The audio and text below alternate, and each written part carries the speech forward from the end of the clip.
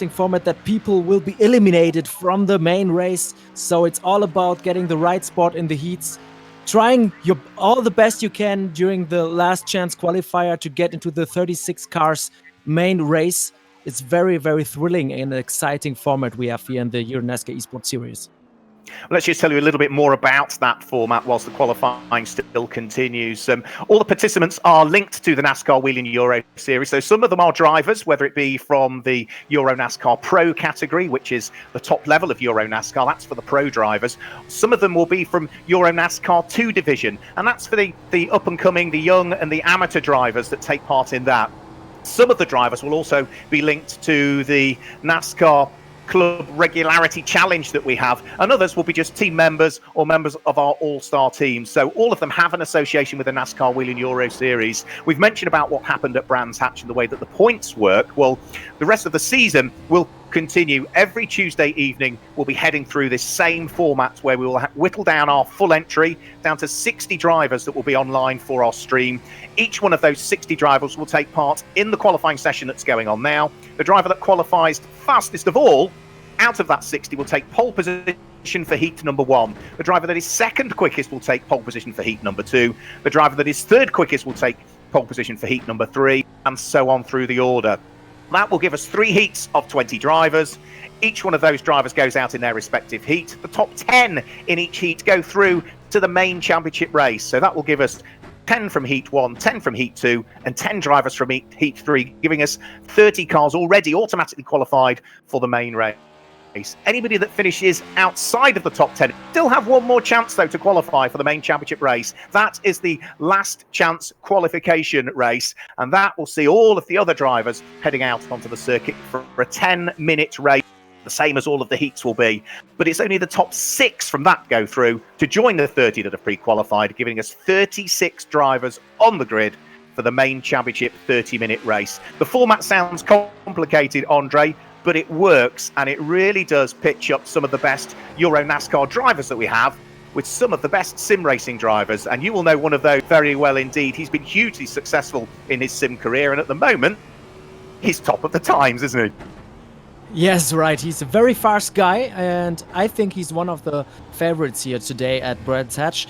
But we see already André Castro, Guillaume de Flandre, Alain Dale, Loris Sesemans, all the good guys from the first rounds, from the prologue and the first point-giving rounds. They are already on top, so I think it's going to be a very hard race. We see that the margins are very small. The gap is, less than half a second in the first, I think, 6 drivers. So I expect a very close and exciting race today.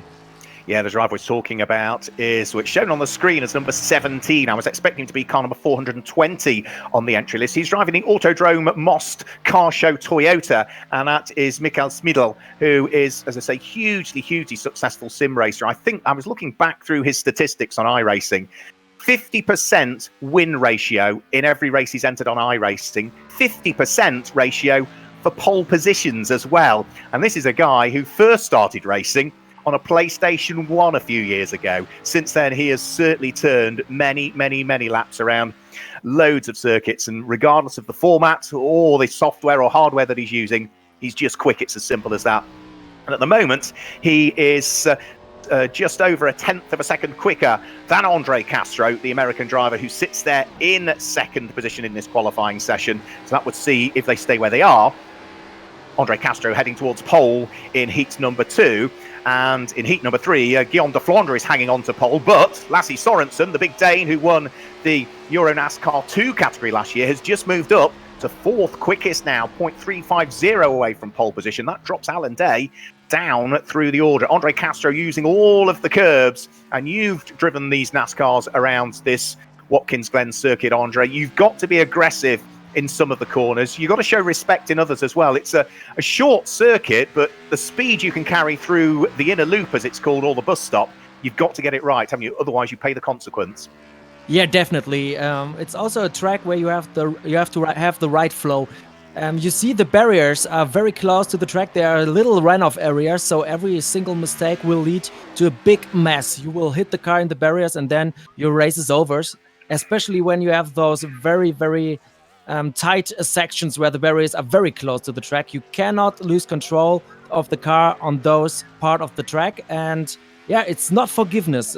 There's no asphalt zones. There's not a big grass zone. So you have to be very carefully and have the car under your control, because every single mistake, like I said, is going to end your race here at Watkins Glen. And unlike the main eNASCAR series where they have resets should they have damage, there's no resets in this, in the EuroNASCAR Esports Series. So full damage modelling is on all of these cars. All of the drivers, it might be a Chevy or a Ford or a Toyota, but all of them have exactly the same race setup as well. So it's a standard setup that all of the drivers have to use. And you look at some of the names that we've got, you know, not only do we have all of our regular drivers from the NASCAR Whelen Euro Series and these fantastic sim drivers that are joining us, but look at the bottom of the 25 cars that are shown on the left-hand side of your screen at the moment. That is Brent Moffett, who is joining us here for this evening's racing at Watkins Glen, the NASCAR Truck Series champion from a couple of years ago, joining us for the first time. And we've also got a MotoGP rider. Remember, there's only, 22 of those in the world, and it's Works KTM driver Ike Lecuona that also joins us on the entry list. So we are picking up some real quality drivers that are interested in the EuroNASCAR Esports Series in conjunction with iRacing. Andre Castro looking to try and push on, hasn't as yet been able to bring the gap down, and is running out of time if he wants to try and take up pole position from the car that we thought would do well, and at the moment is doing beautifully well, and is looking as though Mikael Smidel may well be able to do just enough to hang on to pole position. Castro a little bit slower through the first sector of the lap. You could just see below the time ticking away that it's a yellow below it, so that's just a slightly slower first sector for him. If it goes green, it's quicker than the driver has previously done through that sector, and it's yellow again through sector 2, so both first and second sectors slower than Andre Castro has previously gone. Circuit broken into 3 sectors. If it goes green, it's a quicker sector. If it goes purple, it's faster than anybody has done in the session so far. Castro should get over the start-finish line, I think, here, with time to spare, and will squeeze another lap out, and that could be quite crucial for him. So over the start-finish line before the checker flag flies, which it does now, that's the end of the session, and Andre Castro, is he going to have done enough to pick up pole position? I'm not entirely convinced he would have done. So I think we are going to see Mikael Smidel, the Czech driver, head towards pole position in heat number 1 that will be coming up very shortly. Here we go. Yeah, Mikael Smidel in qualifying fastest, so he will take up pole position in heat 1. Andre Castro second quickest, so he'll get pole in heat number 2. And Guillaume de Flandre third quickest. That gives him pole position in heat number 3. Lassie Sorensen fourth quickest, so he'll be the outside of the front row of the grid in heat number 1. Alan Day was 5th quickest, and Loris Hazemans was 6th. Giorgio Maggi, Jeffrey Ruffin, Alessandro Brigatti and Marin Kremers complete the top 10, ahead of Ben Kriener and Alex Sedgwick in 11th and 12th place. Andreas Jukkensen is there in 13th. Bavo Fallon, Brian Krols, Vittorio Gorelli, Simon Palat and Vladimir Tsioitsis wrap up the top 18. After Tsioitsis in 18th place, Ulysse Delso ahead of Davide Delara, Lorenzo Marcucci. Philippe Bresville joins us for his first outing at the wheel of the Hockenheimring car. We look forward to seeing how he might get on.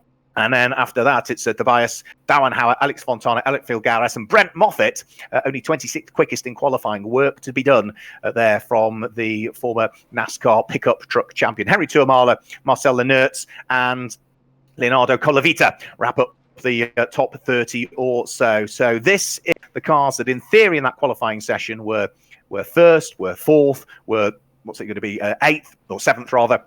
And they will fight it out, these 20 cars. Remember, only the top 10 go through automatically into the main race, and it is that main race that carries the championship points. 40 points as we're in the regular season for a race win. When we get to the playoffs, then of course that will double and will go to 80 points.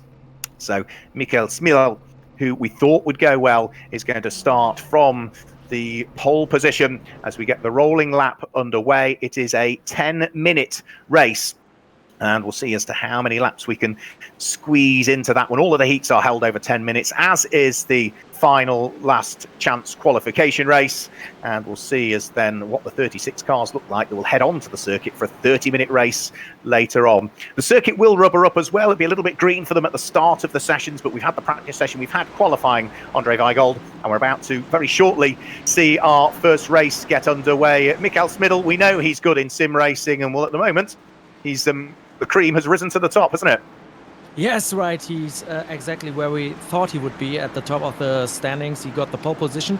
And very nice for the Autodrome Most as well, because he's representing the NASCAR Fest there, the real NASCAR Whelen Euro Series event that takes place in the Czech Republic. So the Autodrome Most is now very happy watching the race at home, seeing their drivers or their driver at the top of the standings. I think that's a very nice thing for this very, very beautiful track. Yeah, it's a great circuit. You don't really pick up on the computer screens the sort of undulations that there are at Watkins Glen. It's sort of downhill braking into turn number 1, the 90 as it's called. Very easy to run wide. There's lots of run off tarmac, but from there the circuit climbs uphill through turns 2 and 3 and 4, which is the S's. You then head down the long back straight and into either the bus stop or the inner loop, whatever you wish to call it, where the circuit flicks right and left and then instantly flicks left and right again almost immediately. From there it starts to drop away. It's an off camber exit out of the outer loop that's really turn number 5, and then you're down the next of the straights, which is where the cars will be heading now, up towards a very fast left-hander at turn number 6 and an equally fast right-hander at turn number 7, and that completes what is the 2.450 or 3.943 kilometre lap here at Watkins Glen. So with the cars getting themselves into position, ready for the start of this race. Mikael Smidl sitting there on pole position. Lasse Sorensen sitting alongside the black car is Smidl. The white and light green car is Lasse Sorensen. Row number 2, it's black and red for Giorgio Maggi, and Maren Kremers is the black and white and gold car of Feed Vict Racing that sits alongside. So red lights are on. The lights go out as they head over the start-finish line, and it's a good start from Mikael Smidl, who leads the pack up towards the charge and in towards turn number 1 for the first time. Eric Filgueiras all over the grass, makes contact with cars further back. Lots of cars having to take to the outer limits of the circuit, a few of them in the barriers, but Mikael Smidl and Lasse Sorensen have got away with it. Maren Kremers sits there in the 3rd position, and I think Giorgio Maggi just about managed to keep his nose clean as everything disappeared in a fog of tyre smoke around him and has hung on to 4th place. But the top 4 have got a huge gap now as a result of those problems at turn number 1. And that has seen some of the cars already head down pit road, including car number says 60 on the screen heading down pit road. But I think that is unfortunately another change of number that we've had that we need to pick up on. I think it should be car number 2 ultimately, which is Nicola Baldan, the former Italian TCR champion from a couple of years ago, already out of the race and out of the running. Remember, only the top 10 automatically get through, so Baldan is going to have to work his way through into contention in the last chance qualification race that will be coming up towards the end of the evening. We ride on board with Giorgio Maggi, Swiss driver who finished runner-up in the NASCAR or EuroNASCAR 2 category last year. Looking ahead is Maren Kremers at the wheel of his Feed Vict Chevy. And the top 4, as you can see, really have got an enormous gap over this car here. Andreas Jochumsen, the Scandinavian, the Swedish driver who sits there in 5th position. Well, Andre, we know that we've seen a few little first corner incidents in the finals and the last chance qualifications. We haven't seen too much of it in the heats, but it was just one car that got out of shape. But I think Eric Filgueiras on the grass, and he cannoned into others, and that's created the lead 4 getting away. Yeah, I think it's the worst case scenario that can happen during a start of a race. Nobody wants to crash in the first corner, and when somebody loses the control of the car and collects other cars, yeah, it's big unfortunate that Let's have a look at the people replay. are getting out of the race like this. Yeah, it looked as though the initial contact was between Ulysse Delceau and Eric Filgueiras, who got together, and then they cannoned into several other cars, which took out Gordon Barnes as well, a driver that will be joining the NASCAR Club Challenge in 2020. Now, by the look of things, we've had a change, have we? Giorgio Maggi and Maren Kremers fighting away for 3rd and 4th. Maggi is in the 3rd position. Kremers, no, is still there in 4th, but he's hot on his heels by the look of things. This is the fight for 3rd and 4th position. Round through the S's as they start to head round through turn number 4 and then on to the back straight. This is just allowing the leading pair to get away very, very slightly now. You can see the gap is just starting to build. Mikael Smidl starting to pull away, bringing with him Lasse Sorensen, while these 2 cars, Giorgio Maggi and Maren Kremers, fight over 3rd and 4th position. And how close it is at the moment, though, it's just the Hendricks Ford ahead of the Feed Vict Chevy that sits there in 4th position. Down the straight, speeds build in towards the left-hander at turn number 6. Use the curb on the inside. You've got a nice curb that you can use on the outside of the corner. Try and get the car moved from one side of the circuit over to the other. Turn in towards the final corner. Get on the throttle. Use all of the curb on the exit again. Over the brow of the hill. Another lap completed. There are now, 3.5 minutes over the race of the race just gone, which means there's still best part of 6.5 minutes still to go. Well, here is Gordon Barnes for Marco Steep Motorsport. He was one of those, I think, that was looking to carve his way back up through the order following problems on the first lap. Damage to the tail end of his car.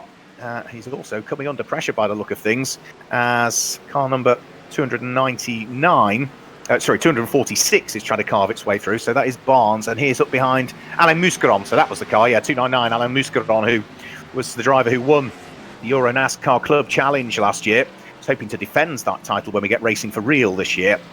And was also taking, I think, some EuroNASCAR 2 category races as well. Remember, EuroNASCAR 2 is for the young and the amateur drivers, and the EuroNASCAR Pro is exactly that, for the pro drivers. Giorgio Maggi in 3rd place, still coming under pressure though. He has shaken off a little bit of Marijn Kremers, as we have another quick look at a replay from something that went on earlier on. Let's just have another quick look. So there is Giorgio Maggi. There is Marijn Kremers heading over the start-finish line, completing another lap. Nearly half distance now in this race. Gap first to second is almost a second. Here is Ulysse Delceau at the wheel of the RDV competition Chevy, trying to work his way back up through the order at this stage. He's got Luigi Ferrara ahead of him. Luigi at the wheel of the 42 Racing Ford is going to lose a place here. Surely Ulysse Delceau had a look up the inside. The door was closing, couldn't quite squeeze his way through. So Ferrara hangs on to the place, and the Frenchman, the former EuroNASCAR 2 champion from a couple of years ago, who announced at the beginning of 2020 he was going to be competing in both the EuroNASCAR Pro and 2 divisions, so he's going to be a busy chap, Ulysse Delceau, when we get racing for real. Is doing a good job here of hounding the car that's currently in 11th place, and these are the 2 cars that at the moment, neither of whom are destined to automatically qualify, because they are just outside of automatic qualification for the main race. 11th, and in the case of Ulysse Delceau, number 10, he's in 12th. Through the sweeping outer loop, back down the straight. This is Lasse Sorensen, who is still less than a second away from Michael Smidl. You can see there is the relative gap between the pair of them. The Czech driver with the Dane right behind. It's a Swiss driver that sits there in 3rd place, and in 4th position, that is the man from the Netherlands that sits there in 4th place.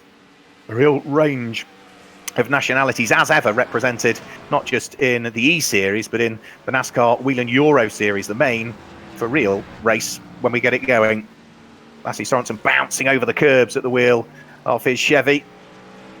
Still pushing hard at this stage, but also conscious that with 7 minutes almost gone, you don't want to overdrive the car, make a mistake, and drop yourself outside of the top 10. Good fight going on for places further down through the order. Alain Mousqueron, the wheel of 299, cannot shake away the black car with its green flashes of Gordon Barnes. The 2 of those not separated by a great deal at all. There goes Gordon Barnes. Alain Mousqueron sitting directly ahead. And both of them not that far away either from the 12th place car of Luigi Ferrara. So it's all getting rather close. Andre, who joins me in live commentary, it looks as though Michael Smidl is doing everything that we thought he would do. Lasse Sorensen will be conscious that 2nd place, he might be a second adrift, but 2nd place means automatic qualification. Yes, right. First of all, I need to say 2 things. First of all, some of the flags are still a little bit confusing. I see Sorensen with a Swedish flag, but of course he's Danish. He's Danish, yeah. And I think we have a guest in the commentary booth right now. I have to take a look at our channel, and I see our race winner, Guillaume de Flandre, right now. So, Mark, maybe this is our chance to talk to the race winner of round 1. Yeah, let's go have a quick word with the current championship leader and the man who won last week at Brands Hatch. Guillaume de Flandre joins me in the commentary box. Guillaume, welcome along to a virtual Watkins Glen. Talk us through qualifying. It went well. Hello, everybody. Thanks. The qualifying was good, but Michael Smidl and almost a lot of driver is really fast on this track. I think it's not a bad qualifying. P3, yeah. The last week in Brands Hatch is really cool to win on my favorite track. Yeah, there's a bit of a bump and run involved with Andre Castro. Andre Castro was, after race, not overly happy about that, but he'd done a bump and run on Alan Day the week before. So it's tight and twisty, Brands. Talk us about, you love that circuit. What about Watkins Glen? What do you think to that? Yeah, I think the bumper to bumper is the American style NASCAR. The viewers and the racer love the spectacle. For the Watkins Glen, it's a little bit different. You have a lot of speed. Yeah, but it's a little bit different. Yeah. Well, good luck for your heat. You'll start from the front row of the grid in heat number 3. Well done. Thanks for joining us, Guillaume de Flandre, and hopefully we'll chat to you later on. Yep. See you. There we go, magic stuff. So there is Guillaume de Flandre, the winner from Brands Hatch last week. We're into the final 20 seconds now of this race. The 10 minutes is almost up. We are looking at a fight for 11th position currently, with Luigi Ferreira really looking to try and mount a challenge here for automatic qualification. He's got a Riccardo Elita's car right ahead of him. The Not Only Motorsport Chevy, the black car with its sort of white and orange and blue flashes, is the cork in the bottle. He's got Luigi Ferreira right behind him. Luigi Ferreira is coming under pressure from the next of the cars that's right behind him as well, which is Gordon Barnes, and we are now heading on towards the final lap. Ferreira's left the door open here for Barnes, and he might be able to go through, and that is just going to allow Riccardo Elita, who is the team photographer for Not Only Motorsport. So we'll guide you through the renumbered cars for this week, because we've got changes to the numbering system for this week. We'll guide you through those at the end of this race, because it's looking very tasty for the final automatic qualification spots. Riccardo Elita, John Barnes and Luigi Ferreira, and now it looks though John Barnes is trying to draw himself alongside. Has he got the inside line for the bus stop? Yes, he has. He's gone through. Great stuff. Sorry, Gordon Barnes has gone through, I should say, and taken the place up. So that was great driving from Gordon Barnes. And now Riccardo Elita finds himself down in 11th position.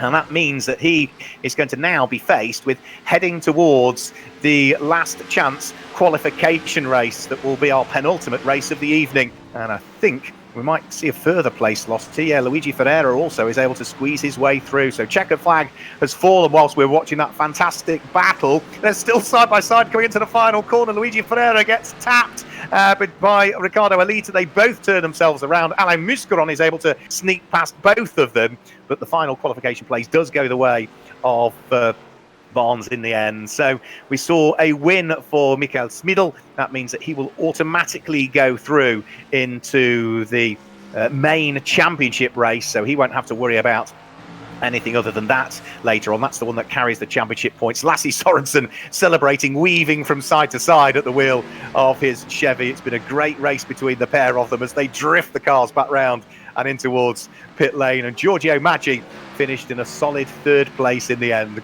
Great fun they're having as they bring the cars back down pit road here in Watkins Glen. So that wraps up the first of the heats. Let's just hopefully confirm the result of that one whilst we get heat 2 now already lining up on the grid. Michael Smidl goes through automatically, as does Lasse Sorensen in 2nd place, and Giorgio Maggi completes the podium.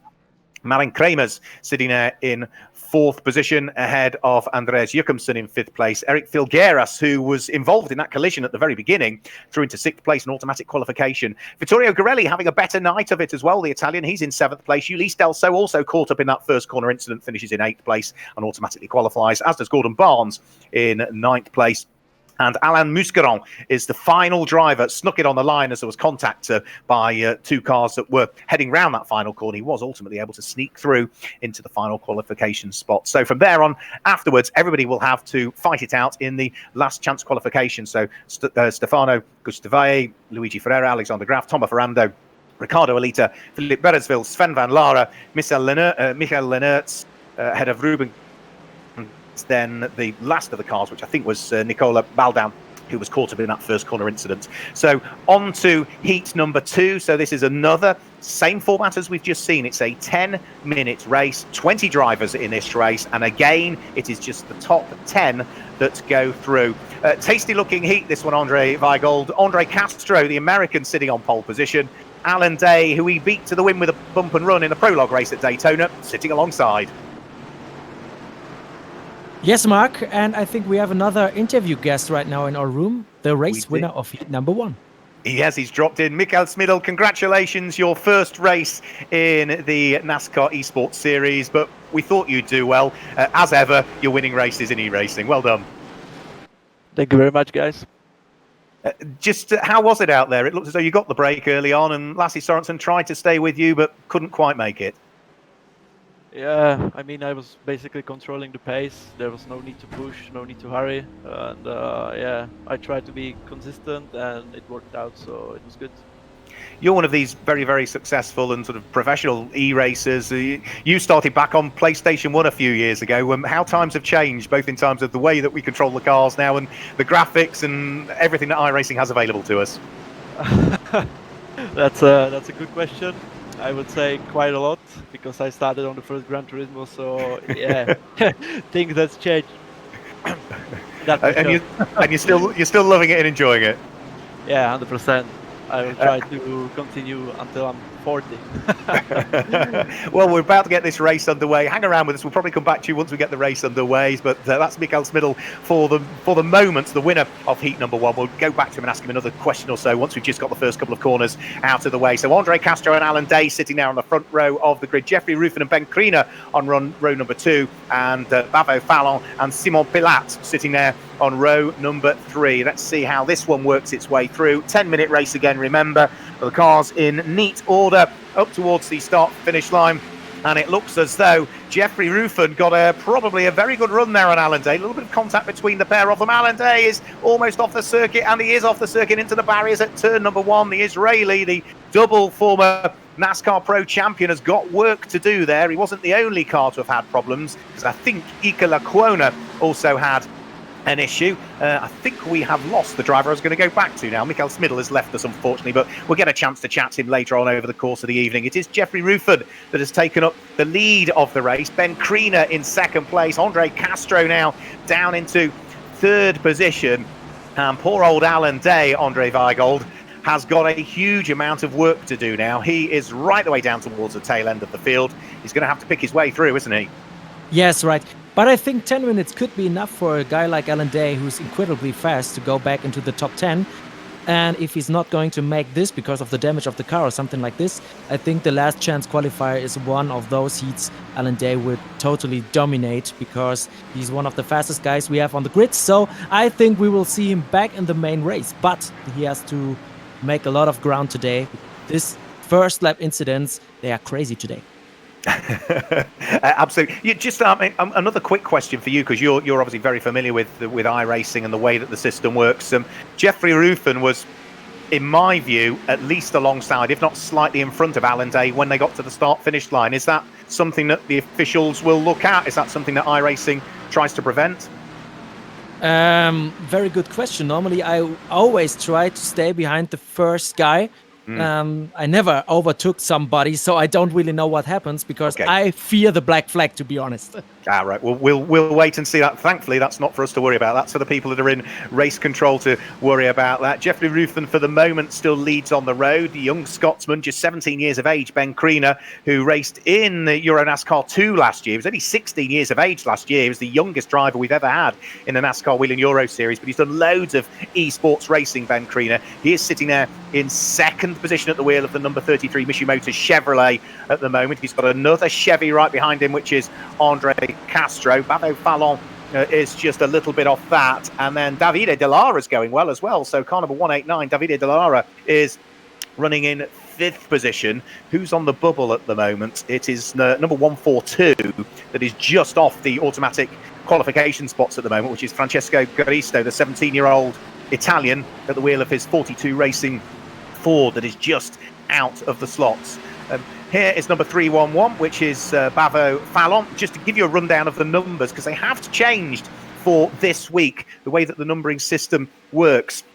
So it is subtly different to what we've had in the past, and that is cars number 0 to 99 are for NASCAR Pro drivers. Cars 100 to 199 are for EuroNASCAR 2 drivers. Then we have car 200 to 299 is for Club Challenge drivers. That's the regularity test, which was previously known as Elite Club. Team members, 300 to 399, and then if it's a 400 numbered car, those are the EuroNASCAR circuits, guests, and members of the Team FJ All-Star drivers. So we will see a few of those throughout the entry list every single week that we'll be racing. Jeffrey Ruffin, for the moment, is just a second up the road from Ben Crean as we go on board with 4th place PK Car Sport Chevy in the hands of Bavo Fallon, car number 311. He's one of the engineers for PK Car Sport, is Bavo, but is a driver who has been right at the sharp end of the EuroNASCAR Esports Series since we got the prologue event underway at Daytona a couple of weeks ago. Andre Castro starting to mount the pressure now, the American hounding Ben Crean for what is 2nd position. No way through for the 21-year-old American at this stage. He bounces over the curbs, but at the wheel of his DF1 Racing Chevy, he hasn't quite been able to unlock the door as yet. Remember, the one thing they won't want to do is take each other out at this stage because they're both in the automatic qualification spots. And as for the progress of Alan Day, Andre Weigel, you said you thought he would make progress. He's still got time to make up if he wants to get right up onto terms with the next car, which is Francesco Garisto. But Alan Day is only 2 places now off automatic qualification. He's in 12th. Yeah, I told you, he's very, very fast and very experienced, so he's one of the guys we have to take a look at. I think Garisto, Deodar, maybe Colavita, he could catch them. We have still about 5 minutes to go, so Alan Day is going to qualify for the main race by getting into the top 10. What a comeback after such a first lap incident. Hitting the barriers very light, I think the damage is okay, yeah. So he's fast and no, we will see if he gets into top 10, but I think so. I think he will, yeah, I think he will. He's slowly closing in. At the back of the pack at the moment is Max Palumbo, who is the PR guy for Solaris Motorsport. Ariano Casoli is ahead of him.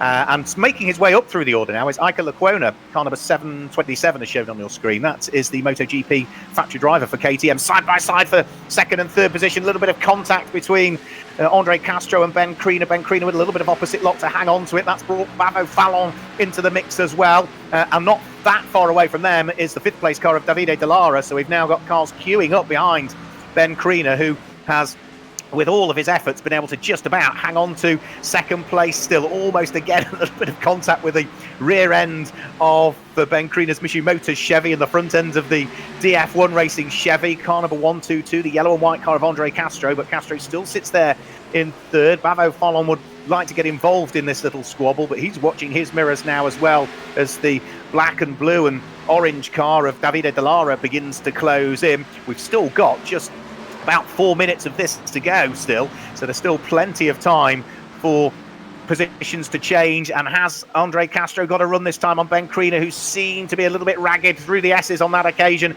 Creaner's on the outside line in the braking area to the inner loop. Can he hang on to it? Yes, he can. He still hangs on to it. So it's still the Scotsman ahead of the American as we go on board with Andre Castro. There's contact between the pair of them. Does Ben Crean get turned around? Well, he almost did, but he managed to save it. He got sideways.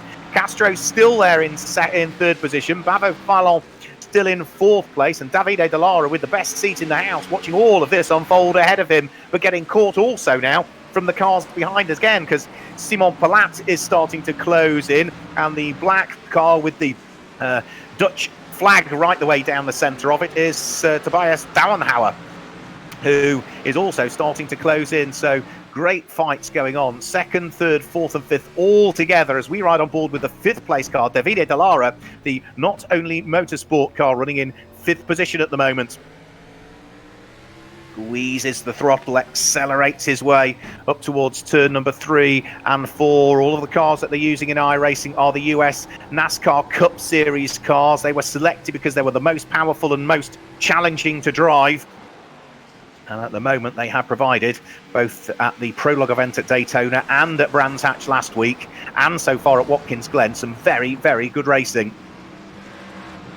Ben Kriener, such has been the effort he's having to put in to keep everybody behind. Jeffrey Ruffin has now just disappeared up the road. He's nearly 6 seconds up the road from this, 4-car fight still for second, third, fourth and fifth position.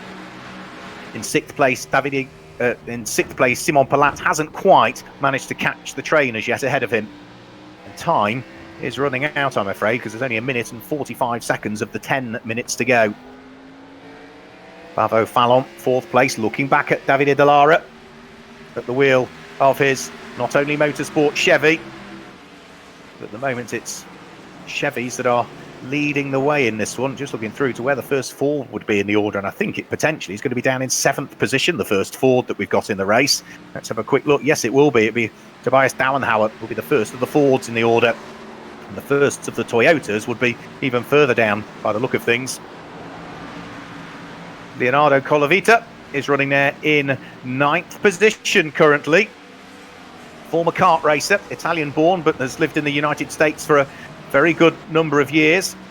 Family are big olive oil distributors, and he is going to join the Club Challenge for 2020, and he's just going to pick up a place here as well, I would have thought. That is going to be position gains there. And that is Brent Moffett, I think, that he's just squeezed his way through. Back to Kriener, who's running in second place. 30 seconds to go, so he'll be heading on to his final lap this time through. Still under pressure from Andre Castro. A quartet of Chevys, all absolutely bumper to bumper as they work their way over the start-finish line. Jeffrey Ruffin out front at the wheel of his, well, it's actually, sorry, a Hendricks Ford, isn't it? So it is a Ford that leads. It's Chevys that are second, third, fourth, fifth, sixth. Another Ford that's there in 7th. At the moment, Jeffrey Ruffin can just control all of the pace from the front and is looking as though he has been totally in control. Crew chief for the number 7 Hendricks Motorsport. Ford usually also races late models, former kart racer, and a driver who has done a fair chunk of e-racing as well. Leads the way by 7 seconds from this pack of cars, all 4 of them still fighting away for second, third, fourth and fifth position. But I don't think there's any doubt about who is going to win the heat here. Jeffrey Ruffin is going to do it again by the look of things. He had a heat win in the prologue event at Daytona. He took a heat win in Heat 3 that he'd qualified for last week at Brands. And it looks as though it's going to be another heat win here for him. He is up the road and already about to head over the start-finish line. It is, by the look of things, going to be a hard-fought second place, but Ben Kriener, I think, is just about going to hang on to it. There goes Jeffrey Ruffin. He claims heat number 2. Second position is just going to be Ben Kriener, almost bump drafted to the line by Andre Castro, who finished in 3rd position in the end at the wheel of the DF1 Racing Chevy. Great race from those two. Bavo Fallon has to settle for 4th place in the end. Davide Dallara in 5th place. And Simon Palat moves up into 6th place with Tobias Dauenhauer in 7th position. Who just misses out? Alan Day just misses out on automatic qualification. We thought that he would do it, but that contact at the very beginning, at the very first corner that puts the Monster Energy Chevy into the barriers, despite all of the hard charge back through the order, it does see Alan Day finish 11th on the road at the moment. So he will have to do it all again in the last chance qualification race later on. Hendricks Motorsport Ford wins in heat number 2.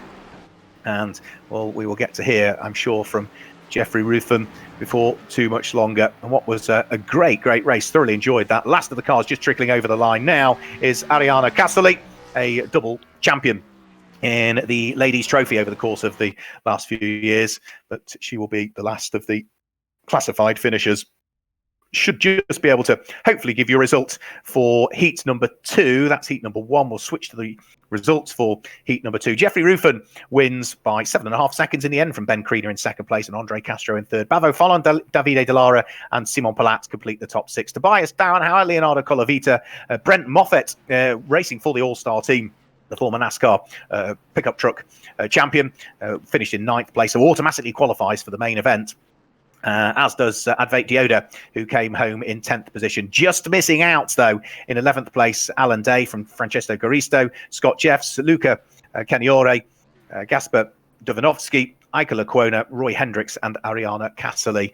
Joining us in live commentary is the driver that's just won that heat. Jeffrey Ruffin joins us in live commentary. Jeffrey, you've done it again. That's 3 weeks on the trot that you've won your heat and gone straight through to the main race. Well done.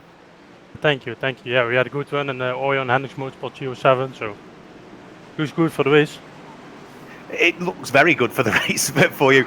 You wouldn't have probably been able to see what was going on in your mirrors. There was such a great fight for second place. They were holding each other up, and that gave you the 7.5 second lead that you took the flag with. Yeah, I saw it. They were fighting, so it was like, yeah, a bit like cruising. But don't make weird mistakes or something. So yeah, you're good. Come the final, we'll see you start at the sharp end. You finished, what was it, 8th, wasn't it, in the main event last week? You'll be hoping for better. Yeah, we had 2 crashes with the back marker, so put us back till at the 11th. So we drove back till 8, but we are coming for the top 5 here, so that's our goal. And for my understanding, as well as the listeners as well, you know, there's lots and lots of practice sessions that go on each week in the EuroNASCAR Esports Series. How much time do you spend practicing and trying to perfect each track, Jeffrey? Around 10 hours a week. 10 hours a week. Wow, that's a fair amount. But it's working. It's clearly working for you. Yeah, we see can see what it does. So yeah, maybe we have to practice a bit more for the top, but. We'll wait. See. Well done on that one. You probably know Zandvoort, which we head to next time round. Next week we head to Zandvoort. You'll know that one a little better, I guess. Yeah, it looked a bit promising more there, but it'll be hard also for the tyres. So. Well, well done on the heat win. Congratulations. We'll hopefully get to chat to you later on this evening. Thank you. There we go. Jeffrey Ruffin, who just won Heat 2, drops into the commentary box. Guillaume de Flandre lines up on pole position for Heat number 3, which is on its rolling lap. Loris Hazemans is alongside Alessandro Brigatti and Alex Sedgwick on row number 2. Vladimir Tsiotsis and Brian Krells on row number 3. So again, it's a 10-minute race. Again, just the top 10 automatically go through. So there's drivers that will need to work their socks off, I would have thought, to try and get themselves into contention, including the car that starts down in 13th position, 3 times a runner-up in the real NASCAR Whelen Euro Series. Fred Gabillon, the Frenchman, has got work to do, as has off the back of the grid the German driver Justin Koontz. So lights go out, we get the race underway. It is a good start from Guillaume de Flandre at the wheel of his Chevy, leads the charge up towards the 90, turn number 1. Loris Hazemans is there in 2nd position at this stage. Loris, remember, is the reigning EuroNASCAR Pro champion from last year. He's 2nd in the race. Alessandro Brigatti is 3rd at the moment, so going well is Alessandro Brigatti, who we haven't seen huge amounts of this year so far in the E-Series, driving the Feed Vict Racing Chevy that's sitting there in 3rd place, but coming under pressure from the Brax Racing Ford of Alex Sedgwick that is directly behind him. Everybody's safely through, I think, largely this first lap. The drivers that I thought might work their way up through the order. Well, Fred Gabillon's gone backwards. He started 13th and is now 15th, and starting 19th and is now 12th is Justin Koontz. So I said the German needed to make progress. He has absolutely got the bit between his teeth in the early stages of this one. Heat number 3, remember. So up towards the right-hander at turn number 7. We go on board with the Brax Racing Ford of British driver Alex Sedgwick, trying to hunt down 3rd place Alessandro Brigatti. And as we look at their onboards, I think joining us in the commentary box, we've got somebody else that's come in to join us, and I'm delighted to say he's joined us for this one. Hopefully we might see more of him in the season. It's Brent Moffett joins us in the commentary box. Brent, welcome along to the EuroNASCAR Esports Series. How did heat number 2 go for you? Well, this whole thing's been a little bit of a reality check. These guys got some serious speed. I need to find better friends to practice with, I guess. But it's been great. It's great to be in the Euro Series on this race. And the heat race went pretty much as expected. Started where I finished and didn't really learn a whole lot. So we got some more work cut out for us. I think it's going to be one of those that, you know, it's with 77 drivers, I think it was originally entered. We whittled it down to 60 and we'll whittle it down to 36. And you can't afford a mistake, can you, with the format that we have here? No, it's tough. I didn't know the competition was going to be this deep. You know, there's a lot of guys with speed, and if you look throughout the speed charts, everyone's only separated by a couple hundredths all the way down. So a lot of talent in here, and it's definitely going to take being on your A game to perform today.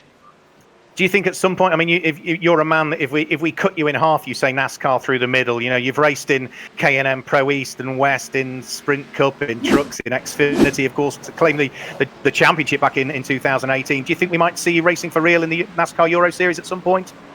I would love the opportunity. I think if it works out, I would. I've never been overseas, so I would love the opportunity to come race with you guys and just to experience a little bit of your culture. And the final question, is this a one-off at Watkins Glen, or might we see you dip in for a couple more throughout the course of our E-Series season? Yeah, we'll see how many people I upset by the end of the day and if I get invited back. I'm still a little bit new to iRacing, but I like to race as much as I can, so I'd love to be back with you guys.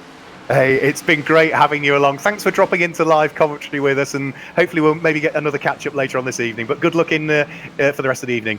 Yeah, thank you. I appreciate it. My pleasure. There we go. Brent Moffett, great that he dropped into commentary, the 27-year-old American who we've just seen compete in heat number 2. Back to heat number 3. Guillaume de Flandre now leads by 1.8 seconds from Loris Hazemans. We're looking at Vladimir Tiotzis, who has got a huge queue of cars sitting behind him. He's there in 5th place. He's driving the car number 101, the Cypriot for Race Art Tech, Alex Caffey Motorsport, the Ford. He's got Brian Krulz, that looks like, yeah, it is Brian Krulz right behind him at this stage. And then Lorenzo Marcucci, Alex Fontana, Henry Tuamala, almost wrapping up the final places in the top 10. The final place in the top 10 is Chris Ricard at the moment, a former World Touring Car and World TCR driver, the 28-year-old who'll be racing in the NASCAR Whelen Euro Series for Brax in 2020. So back to Loris Hazemans. There goes the reigning NASCAR Pro champion from 2019, losing out by 2.3 seconds to Guillaume de Flandre. And still this great fight behind the number 101 car that's being driven beautifully well by Vladimir Tiotzis, another driver who, like so many of them, has taken part in the NASCAR recruitment program, which sees young drivers and being given the opportunity to test the EuroNASCAR, and some of them then getting the opportunity to race them as well. And Tiotzis is one of those drivers that's come through that sort of process, and I'm no doubt will be hopefully looking forward to getting behind one of the cars for real, potentially in the future, for a full season of racing in the NASCAR Whelen Euro Series. Andre Weigold still joins me in commentary. Guillaume de Flandre was impressive on his debut at Brands Hatch last week in the E-Series. He didn't do the prologue event at Daytona, and at the moment he's keeping the champion from NASCAR Pro in 2019 behind him and is pulling away, Loris Hazemans. Yes, right. Guillaume de Flandre is a rocket here at Watkins Glen. He had to go through pre-qualifying. He managed to qualify for the 60-car main event, and now he's leading this heat, and I think he will for sure advance to the main race if he does no mistake in these last couple of minutes in this heat. And he's incredibly fast. I think he's doing iRacing since a long time. He knows the tracks very well, he knows the cars very well, and experience is a very important factor in iRacing. You know how the cars handle, you know how you need to know how the tracks are handling. So Guillaume de Flandre knows everything very well, and that's why he's so fast, in my opinion. And of course, he's a very good race car driver, both in real and in the virtual world. He's also a multiple NASCAR Euro Series race winner, so he knows how to drive a car like this. He is, yeah. He only did 4 races in NASCAR Whelen Euro Series in 2019, just the Hockenheim and Zolder final rounds. But he's been part of the series since 2015 and has claimed, 3 career wins, I think he's got so far. We ride on board with Brian Krulz sitting there in 7th place. The light green car is number 141, Lorenzo Marcucci, that sits directly ahead. And at the moment, the Italian, who did only the Hockenheim races last year as well, Lorenzo Marcucci, is, I think, just got the upper hand over Brian Krulz. Brian running car number 378, so that means he's one of the team members, and he's a team member for Brax Racing, number 91 car he is usually part of. Now we can see on board Lorenzo Marcucci for the Club Motorsport, looking back at the car that's right behind him.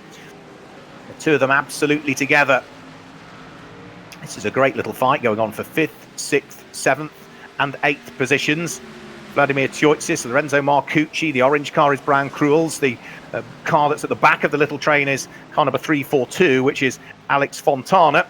He's the test driver for 42 Racing.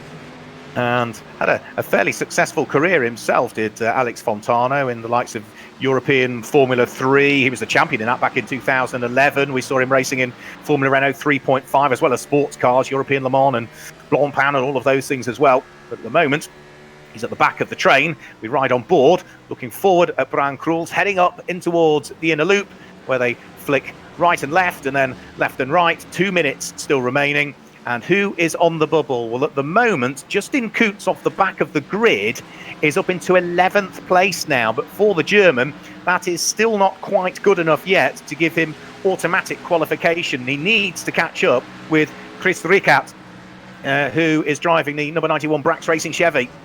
And there is Chris Ricard, grey car with its red flashes to it. Justin Koontz sitting behind. But Justin Koontz is closing the gap. Is he going to be able to close it sufficiently before time runs out for the German? We will wait and see.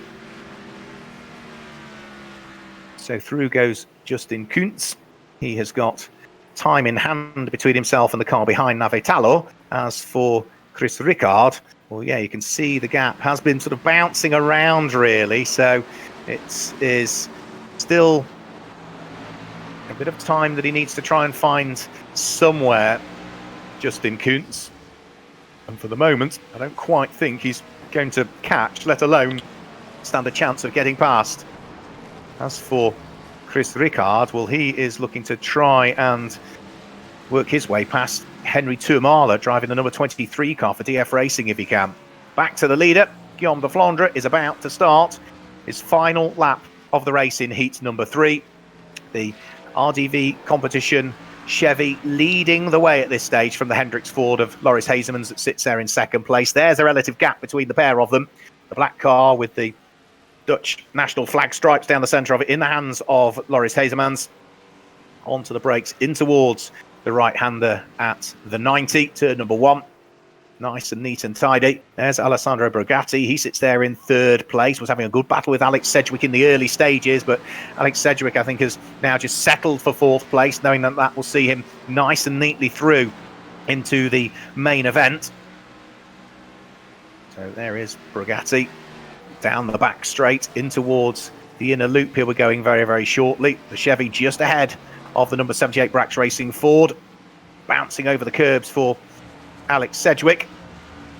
And then as he now turns his way from the inner loop to the outer loop, the long sweeping right-hander, which really drops away on the exit of the corner, slightly banked to hug you in, but it does drop away a bit more than really you could probably see on your screens there.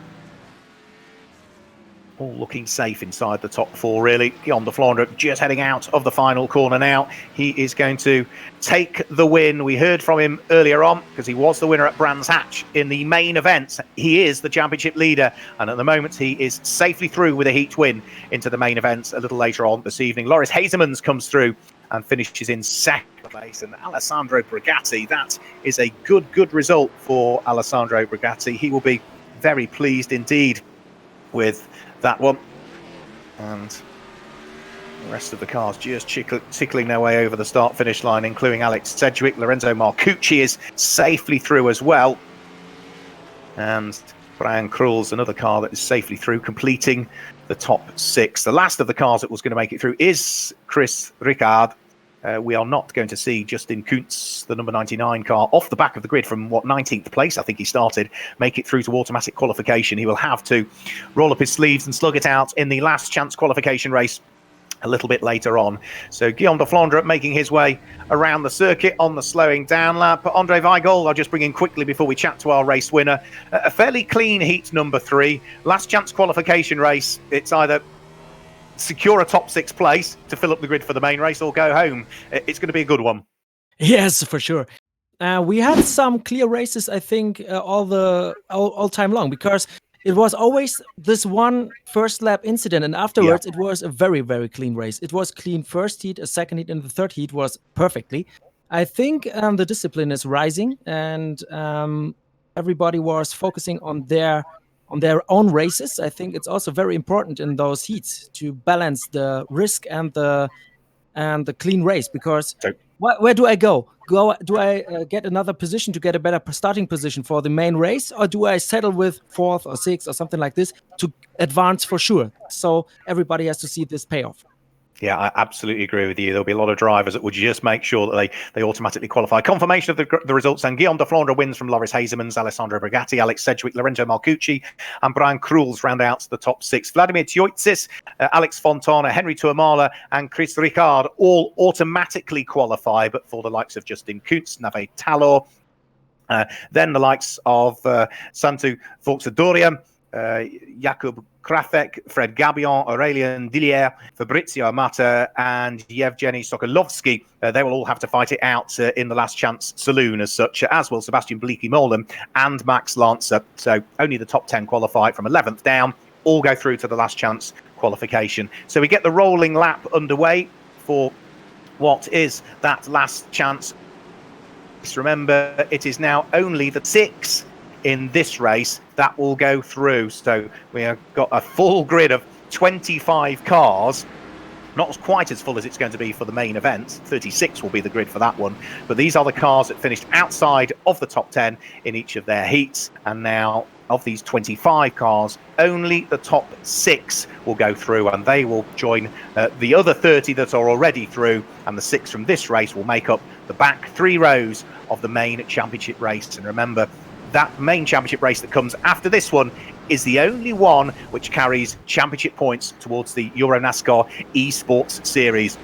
All of it prior to it is just a knockout from 70 drivers to get us to 36 to then start to roll our sleeves up for the main championship race. So it's going to be an interesting one, this one. Watch out for Alan Day. He's going to start on the front row of the grid, but starting from pole position, it looks as though it's car number 388, which is Stefano Gustavaglia, one of the Cal team members who has been engineering for the number 54 car for Cal for a couple of years now. So he would have been engineering the car that Alan Day has been racing for the last few years, but Alan Day has moved over to PK Car Sport for this year. So it's a Cal Racing Chevy alongside a PK Car Sport Chevy on the front row of the grid. Justin Koontz sits there on row number 2.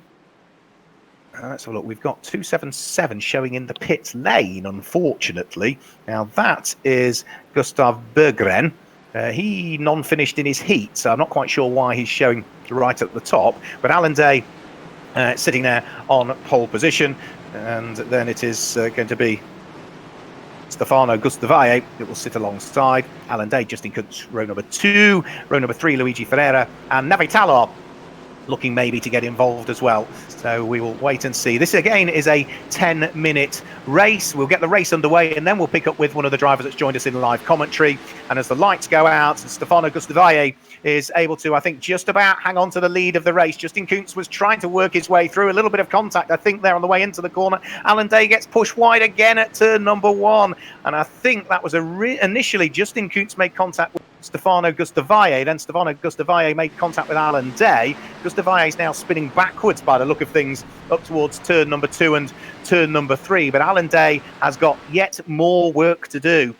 15th position that he's running at the moment. Justin Koontz, with all of that, has taken up the lead of the race, and Francisco Garisto has slotted his number 42 Racing Ford into 2nd position. Joining me in live commentary is Loris Hazemans, who is the reigning NASCAR Pro champion. Loris, it wasn't quite a heat win for you, but you were pushing hard.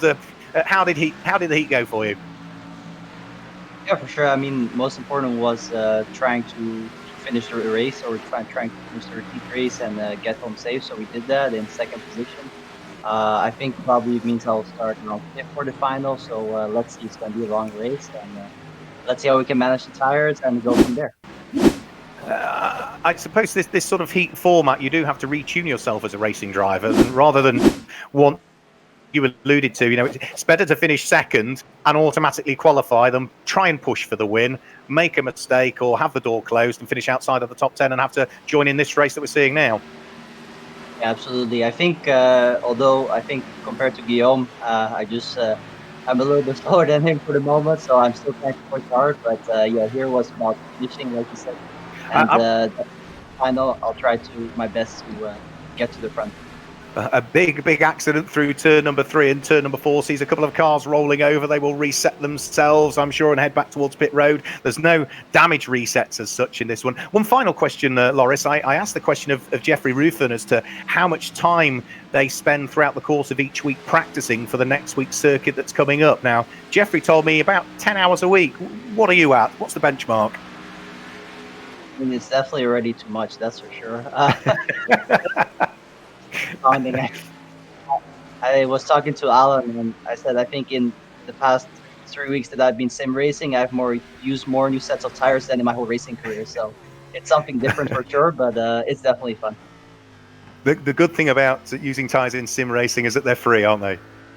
Yeah, that's definitely a good thing. And damage is like free, and yeah, just reset. It's great.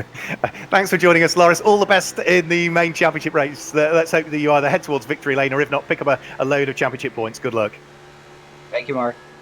There we go. Loris Hazemans, the reigning EuroNASCAR Pro champion, who will have to see what he can do in the main championship race that's coming up a little bit later on, immediately after this one in reality. So Justin Koontz still leads at this stage at the wheel of car number 99. We ride on board with Francesco Garisto for 42 Racing, looking forward at the race leader, nice and neat and tidy, heading out of the outer loop, down the straight that brings them up towards the fast left-hand turn at turn number 6. And here we see Alan Day, despite all of those problems that he saw at race number 1, that saw him have to work his way from the back of the grid, just missed out on automatic qualification. He had problems at turn number 1 in this race, dropped all the way down towards 15th position.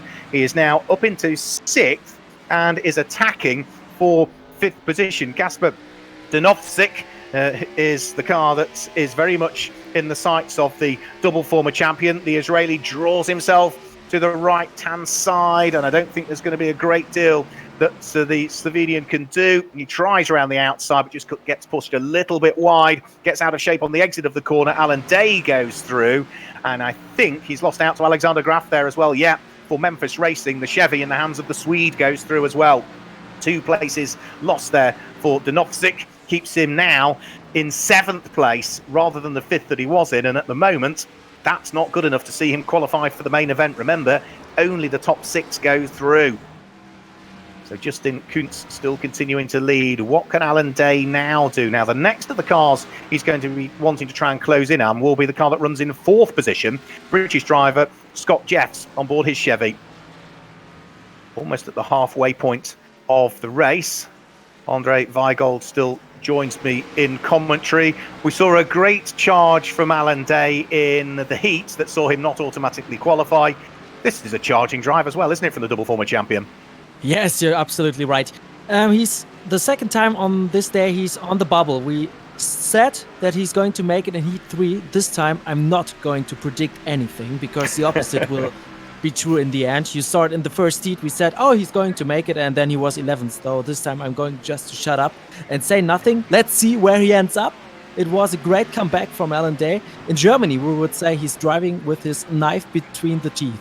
He's totally aggressive, and he just wants to get into this main race. I'm sure he's a little bit aggressive right now, a little bit angry maybe, but still very focused. He's not doing any mistakes by himself. Okay, in the first heat, maybe there was some issues with the brakes, but in this time he had it was not his fault. So let's see where he ends up, because I will not predict anything.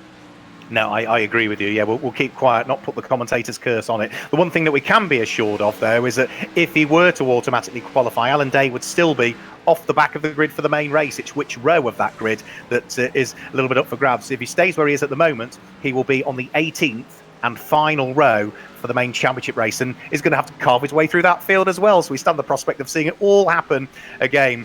One driver that is doing well, despite all of the damage to the front of his car, is Luigi Ferreira, who's still running in 3rd position, but he's coming under a bit more pressure now from the Brax Racing Chevy in the hands of British driver Scott Jeffs, former Mini Challenge champion with Scott a few years ago.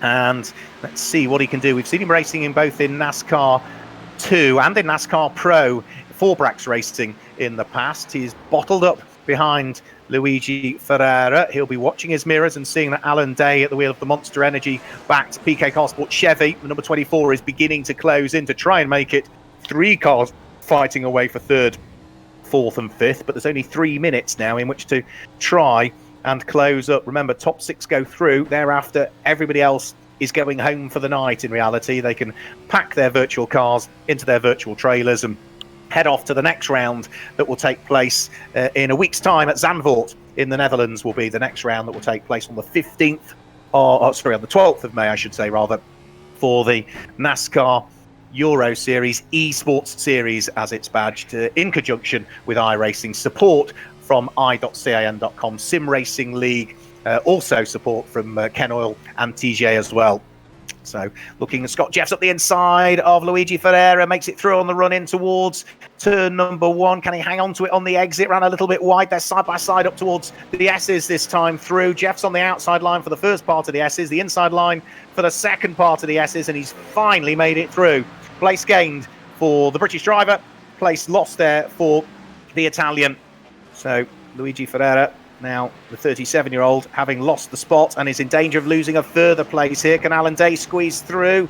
Not quite at the inner loop. He was just too far behind, but the rather battered-looking number 42 Racing Ford is going to have to give up the place. Yeah, Alan Day just able to squeeze his way through. Ferreira now down from 3rd to 4th, and now down from 4th to 5th, but more importantly, is still in a position that would see him head through automatically to the main championship race that will be coming up in a very short while. Alexander Graf at the wheel of the Memphis Racing Chevy, number 77, in 6th place, will be the last of those that will join in on the main race.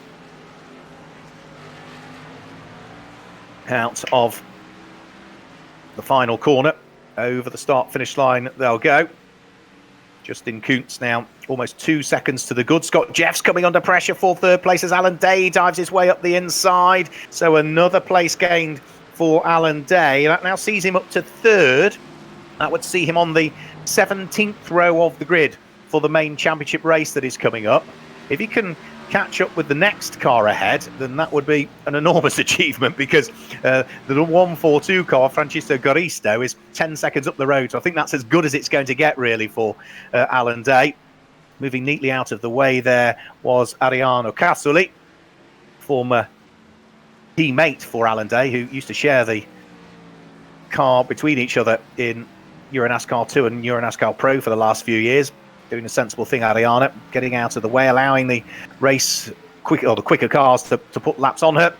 As for Justin Koontz, though, I think he'll squeeze another lap in, you know. He's going to get over the start-finish line with, about 15 seconds to spare, I would have thought. So over the start-finish line goes Justin Koontz onto his final lap of the race. Now, he is 2.5 seconds to the good. Has got no real other traffic, I don't think he particularly needs to deal with over the course of this lap. Francisco Garisto is 2.5 seconds adrift at the wheel of his 42 Racing Ford in 2nd position. But the young Italian looking to see as to what he might be able to do to close the gap up, but with, I think, traffic to deal with, he's going to struggle to catch, let alone get past the 17-year-old. It's another one of those drivers, Francisco Garisto, who has come through the recruitment program of the NASCAR Whelen Euro Series. We've seen him racing Formula 4 Championship single-seaters in Italy in the past. He's also raced in the Lotus Cup in Italy in more recent years, but he's going to have to give second best in this last chance qualification race to Justin Koontz, who is going to head through over the start-finish line and score a victory by the look of things. Yet Justin Koontz comes through, grabs the checkered flag, and that is going to see him as the driver that will line up on the inside of the 16th row of the grid for the main race as well. Yes, the 16th row of the grid that will see him line up for. So Justin Koontz claims the win. It is going to be Garisto that's there in 2nd position. Alan Day in 3rd in the end. That wasn't a bad drive after the problems at turn number 1 again to get himself through and into the 17th row of the grid. Scott Jeffs finishes in 4th place. That will see him also on the 17th row of the grid for the main championship race. Luigi Ferreira, with the battered front end of his car, comes through and finishes in 5th place. And Alexander Graf, number 77 for Memphis Racing, is going to be the last of those that is able to automatically qualify for the main championship race. Last few cars heading over the start-finish line now. Aurélien Dillier goes through and finishes in 14th place and hitting pit wall entry by the look of things. That was Yevgeny Sokolovsky, former motorcycle racer and former motorcycle team owner, that sort of got the power on a bit too early coming out of the final corner. Has punched it into the pit wall, unfortunately, and is yet still to take the checkered flag. Last few cars trickling their way over the start-finish line. I think Ricardo Elita is going to be the last of those to take the checkered flag. He's just heading out of the final corner now at the wheel of car number 389, finishing in 16th place, and I think he's going to be the last of those to grab the checkered flag, and of course will not qualify for the main championship race. So let's just have a quick look then at the results for that one, if we are able to, and then we'll grab a quick word with Andre Weigold. We might be able to grab Justin Koontz very quickly, but we'll wait and see, because of course the main race is coming up shortly. Justin Koontz claims the win from Francisco Goristo in second place. Alan Day, Scott Jeffs, Luigi Ferrara and Alexander Graf in sixth place will be the last of those drivers then that qualify for the main championship race that is coming up in a few moments' time. The rest of them, they're on onwards from Gasper Dinovsik downwards. They are done for the night, unfortunately. They will not be in the main championship race to pick up any championship points this evening. So Gasper Dinovsik, Luca Caniore, Jakob Krafek, Philip Bridsvel, Max Lancer, Sebastian Bleekemol and Roy Hendricks, Aurélien Dillier.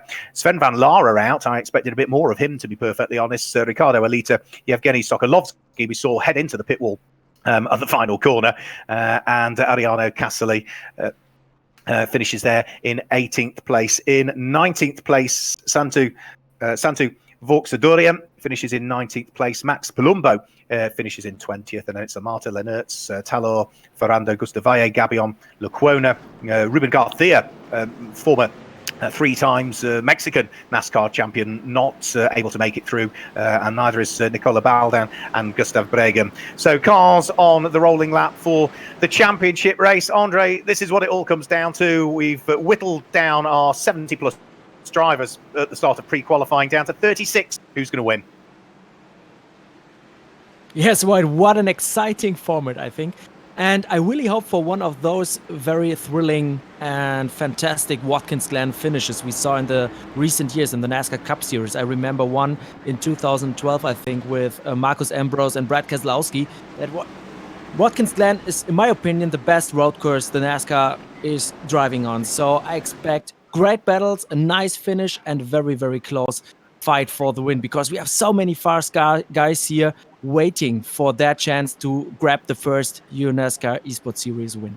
We've got some fantastic circuits on the Esports Series calendar, haven't we? Really, Daytona without question is the home of NASCAR. Watkins Glen, you could say, is the spiritual home of road racing. It had its first ever NASCAR visit here in 1957, so it's steeped in NASCAR history as well. Mikael Smidl sits there on pole position at the wheel of car number 420. Shows it's 17 on the graphic, but the side of the car you can see 420 on the side of the car. Jeffrey Rutham sitting alongside. Row 2 of the grid is Guillaume de Flandre, the championship leader, remember, and heat winner from earlier on, alongside the big day, number 66, Lassie Sorensen, who is the reigning EuroNASCAR 2 champion. Third row of the grid, 33, Ben Kriener, alongside the reigning NASCAR Pro champion, which is Loris Hazemans, and then Giorgio Maggi and Andre Castro on row number 4. Alessandro Brigatti and Marijn Kremers sitting there on row number 5. Any other quick drivers to watch out for from the tail end of the grid? Well, yes, goodness me. Alan Day, almost off the back of the grid. Watch out for the double former champion Alan Day, the back-to-back champion in 2017 and 2018 in EuroNASCAR Pro. He, amongst others, is surely going to want to make progress in this one. Now, remember, this is a longer race. It was 10 minutes for everything else. This is a 30-minute race to bring the curtain down on our second championship evening of EuroNASCAR Esports Series racing. Lights go out, 30-minute race gets underway. Mikael Smidl leads the charge of the 36 cars up towards the 90 for the first time, turn number 1. Is everybody safely going to make it through? Lots of lagging on my screen. I can see some smoke, but I think they have... Oh, right, okay. Lots of lagging on my screen. Hopefully, when we get the pictures back again, we'll be able to pick up on exactly what has happened.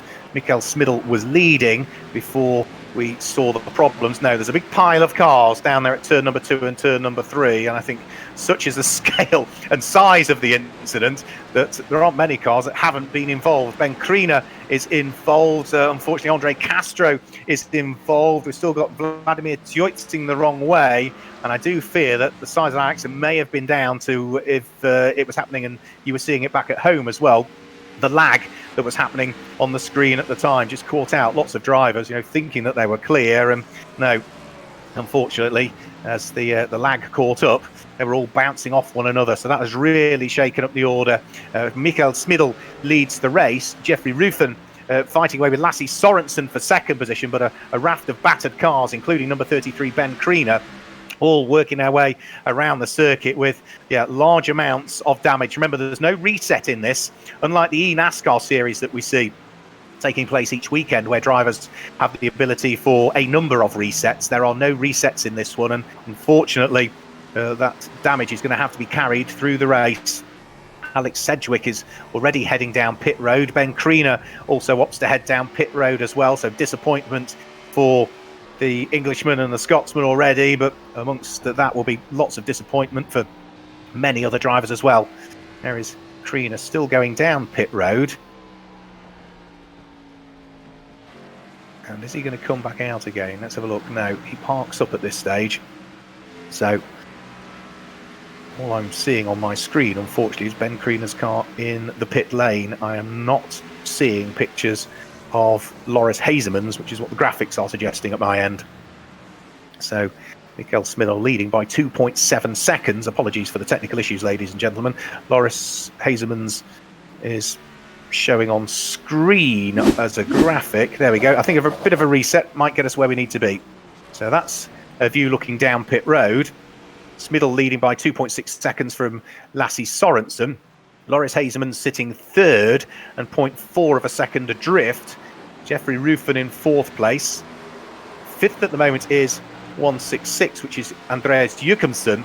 And sixth is a second adrift of that, which is Lorenzo Marcucci. But on my screen, all I'm seeing are cars still parked, unfortunately, down pit lane, and not the action that's going out on the track. So I'll check with Andre Weigold, because Andre, you're watching a stream over in Germany and you look at it a different way to I. Are your pictures the same? Yes, I think I can confirm everything you said. It was a big crash at the beginning. A lot of big names are out of the race, or they have a damaged car. We have a shaken up order right now with Smidl at the first position, Sorensen in second, Hazeman in third, Ruffen at fifth, and then we have Andreas Jochumsen in fifth position. And I think that is the right order you already told. I can confirm it right now, what I have here on my screens. Thanks, Andre. Yeah, apologies again for the technical issues, but of course we are working with fantastic iRacing and with the stress generally that's on servers and internet connections when we are covering all four corners of the globe, really, with just the nationalities that we have in the EuroNASCAR Esports Series. Apologies for the technical issue. The team will be working on it. I'm sure we will get there. You can still see on the left-hand side of your screen what the relative gaps are doing. Loris Hazeman's now losing out to Lasse Sorensen and losing out by 0.3 of a second. So it's still close for second and third position, but that squabble between Lasse Sorensen and Loris Hazeman's, they're the two reigning champions in EuroNASCAR 2 for Sorensen, EuroNASCAR Pro for Hazeman's. They are allowing Mikael Smidl just to pull away all of the time, building that advantage that he is looking to try and make. And for Mikael Smidl, who, as we say, is a hugely successful esports racer, he'll be quite happy just to see those cars disappearing in his mirrors. Another car we said to watch out for, off the back of the grid, one of those that made it through the last chance qualifier, or a couple of them, Justin Koontz now is up from what would have been 32nd position to 13th place, and Alan Day is now up from 33rd position to 14th position. So both of those cars have worked their way beautifully well through the order. Luigi Ferrara is another one that's also done that, because he's now up to 17th position from starting 35th, if memory serves me correctly. So a raft of cars still picking their way through the order. We've had the first 5 minutes of the race. We'll try and get pictures back to you as soon as we possibly can. The production team will be working on the technical issue. Rest assured, we will get there. You just have to bear with us in the meantime, and at least you can see the relative gaps that are going on and any changes of position, with Mikael Smidl still out front, leading the way at this stage at the wheel of the Autodrome Most Car Show Toyota, running car number 420. Remember, cars that are in the 400 category are reserved for those that are EuroNASCAR circuits guests and all-star drivers, part of Team FJ. So Mikael Smidl shows 17 on the screen, but he is running car number 420 on the livery of it here this evening. 3.2 seconds to the good from Lasse Sorensen, who's made a bit more ground now, just only by another couple of tenths. He's pulled away from Loris Hazemans, who still sits there in third place. Jeffrey Rufen is in fourth position. Fifth at the moment is number 166, and that is going to be the car of the Danish driver Andreas Jochumsen, former Super GT Danish AM champion back last year in 2019. We saw him racing in the Thundersports V8 series a couple of years prior to that, and also the 23-year-old's been involved in the FIA CIK karting when he first really started in on his four-wheel career. Lorenzo Marcucci is still there in sixth. Davide Dallara is seventh. Ulysse Delso, that's another driver that's worked his way up through the order reasonably well. Ulysse, the former EuroNASCAR 2 champion, sitting there in eighth place. And ninth at the moment is car number 91, which is Chris Ricard. And then Alex Fontana will complete the top 10. Alan Day is now running in 12th position, so he was behind Justin Koontz. Day is now 12th. Koontz has dropped down into 14th position, but apologies that we still, at this stage, Andre, can't bring pictures. Yeah, I think it's a local issue because I still have pictures, but of course I have a little of a delay, so I cannot commentate live right now. But I can maybe make a short summary what I saw in the last couple of minutes. I see a very nice battle between Sorensen, Hazemans and Rufen at the front, while Schmidl in first position is still like a rocket. He has more than 3 seconds of a gap. But then we have this great battle for second position. Then we have Alan Day, and he has a lot of cars ahead of him. I think he passed Colavita for 12th position right now. Now he has Dauenhauer Fontana ahead of him, and also Richard and Dessau. I might think that they are in the reach for the Israeli, who is charging his way back to the top 10. Very nice race by Alan Day. I think Justin Koontz still sits in 14th position. He could not make the same pace like Alan Day because he had a damaged car. You saw it on the front of the car. The bumper was missing, so he has some aerodynamic issues. He also has to take care about his engine. So I think that's the summary for the last laps. I saw on my screen with a little bit of a delay, and at the front there has been no changes right now. It's still Schmidl ahead of Sorensen, Hazemans and Rufen, and Andreas Jochumsen from Denmark. He's still completing the top 5 right now ahead of Marcucci.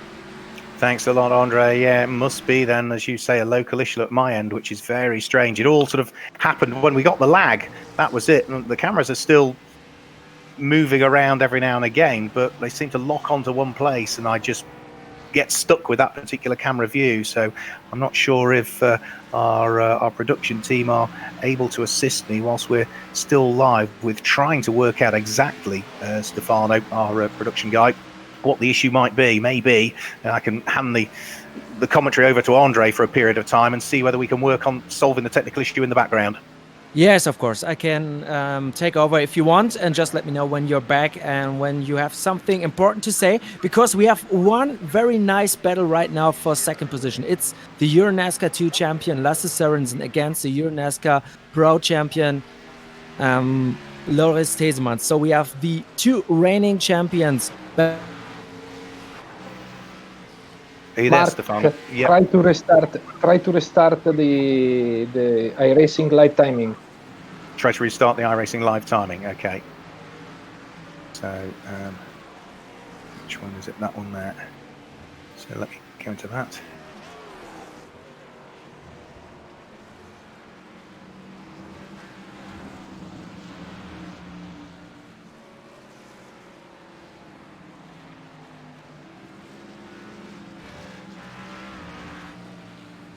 You there, Stefano? You there, Stefano?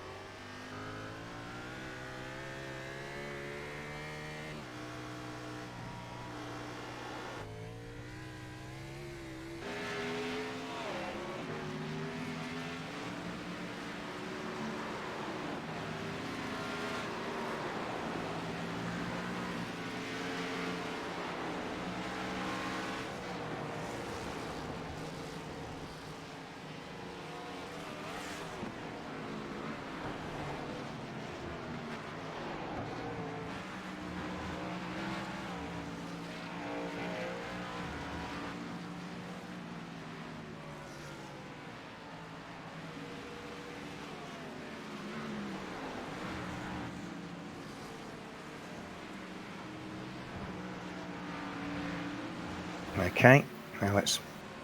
Don't know what's iRacing.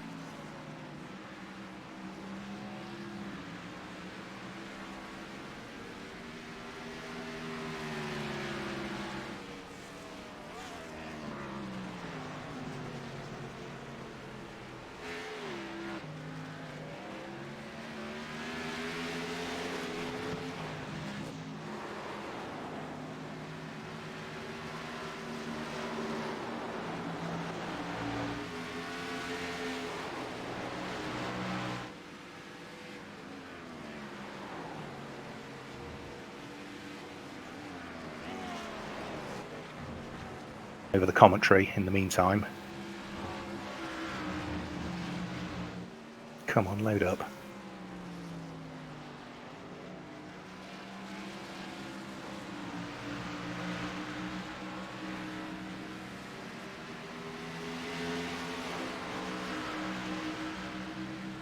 Watkins Glen, and he's right now in 22nd position.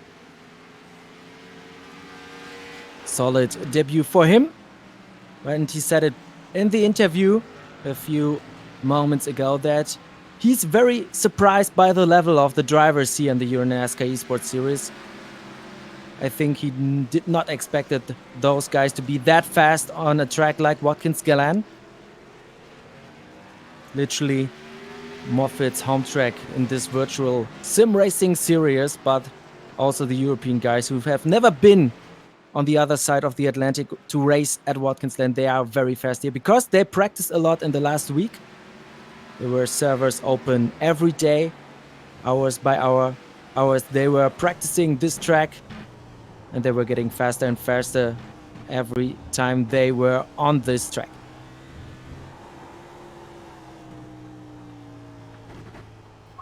Alan Day was able to gain 23 position in this race, so maybe he will get the 4 bonus points for the most overtakes in this race. And I think Mark Verrill could be back in the commentary. I am, yeah. Apologies, ladies and gentlemen. Yeah, it was a technical issue at my end by the look of things. So a full reboot of everything that we've got going on, and it looks as though I've now got pictures again. So quite what happened, I'm not sure. But yeah, thanks for picking up on that, Andre, whilst things were going on. A great fight that you were talking about. Alan Day working his way through the order all of the time to catch up with Chris Ricard now. And is he going to be able to put the PK Carsport Chevy ahead of the Brack Chevy? Not this time, at least, as they head up towards turn number 6. All of the time whilst out front leading the race, we've still got Mikael Smidl. He's now leading by 4.1 seconds from Lasse Sorensen, but Alan Day, what a charge through the order.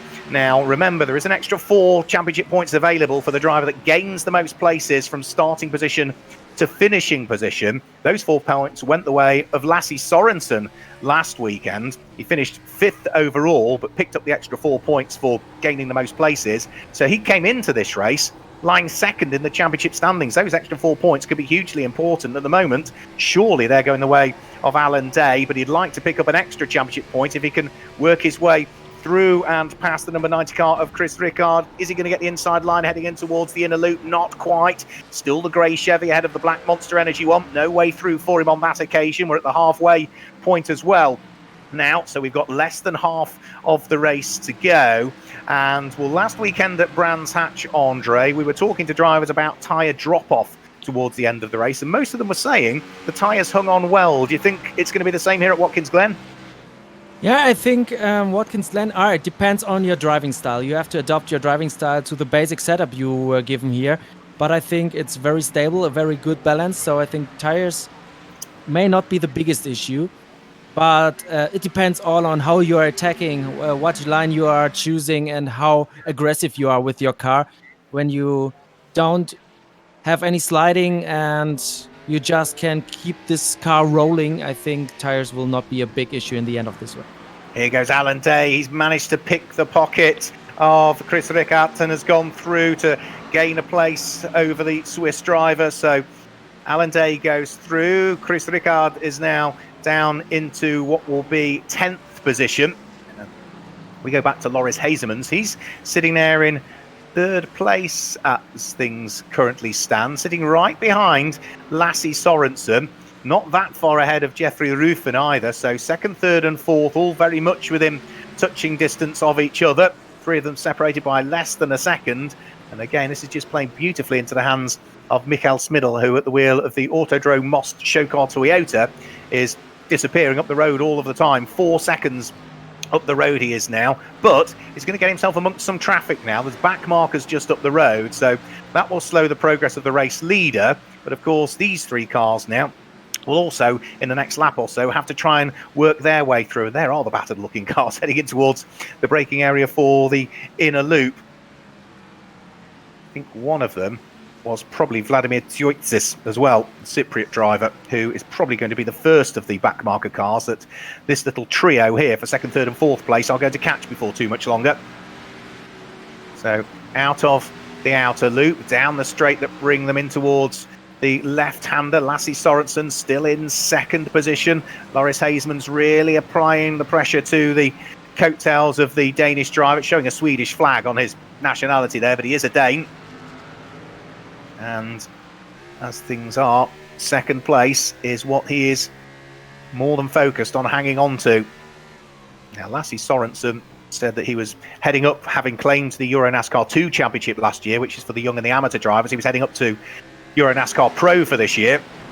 Loris Hazemans will also defend his title. So these two, when we get the real racing season underway, will be going wheel to wheel and bumper to bumper as well. For the moment, it's NASCAR Esports Series where they're going to bumper to bumper. They need to try and work their way past Vladimir Tsioitsis' car as well, who blends off the throttle, stays neatly out of the way. Good driving by the Cypriot driver there so as to not get involved. And that has allowed that trio of cars, including Jeffrey Rufen, all to get through and past the traffic. In fact, Rufen on the exit of the inner loop is able to get past Tsioitsis. So that's just cost him a little bit of time there and dropped him probably an extra few tenths away. Slide of the car from Loris Hazemans there as he's pushing so hard. And this is the battle for the bottom of the top 10 at the moment. Car number 91, which is Chris Ricard, is fighting away and he's going to lose a place to Alex Fontana, who went thundering up the inside there and has taken the place away. So the Ford goes through and ahead of the Chevy there.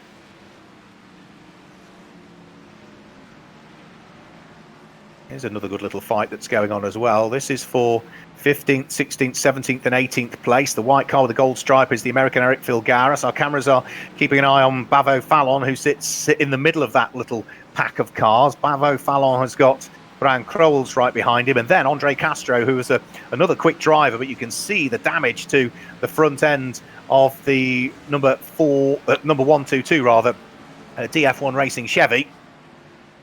Another one of those that was involved in the incidents that damaged so many cars at the first couple of corners.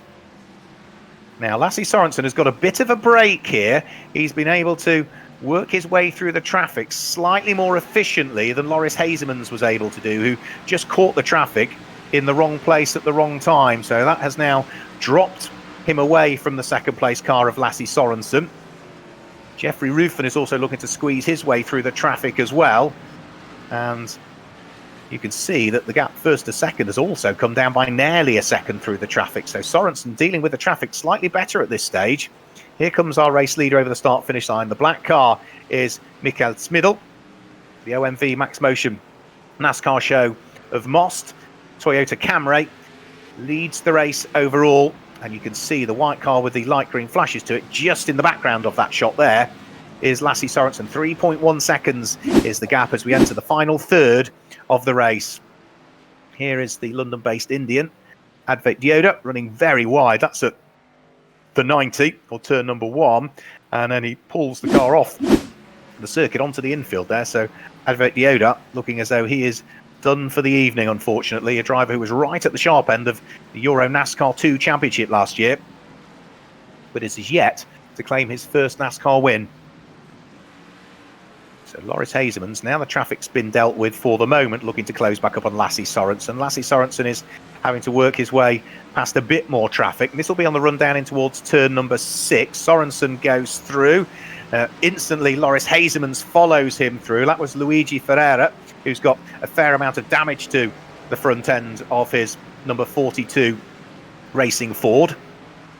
He also allows Jeffrey Ruffin to work his way past. That's down the straight, so no time lost there for the 4th place car of Jeffrey Ruffin. Number 50, Loris Hazemans, still looking to try and see, now that he's closed right back up with Lasse Sorensen, as to what he can do again. The next of the cars they're going to catch is going to be the number 90 Brax Racing Chevy in the hands of Scott Jeffs.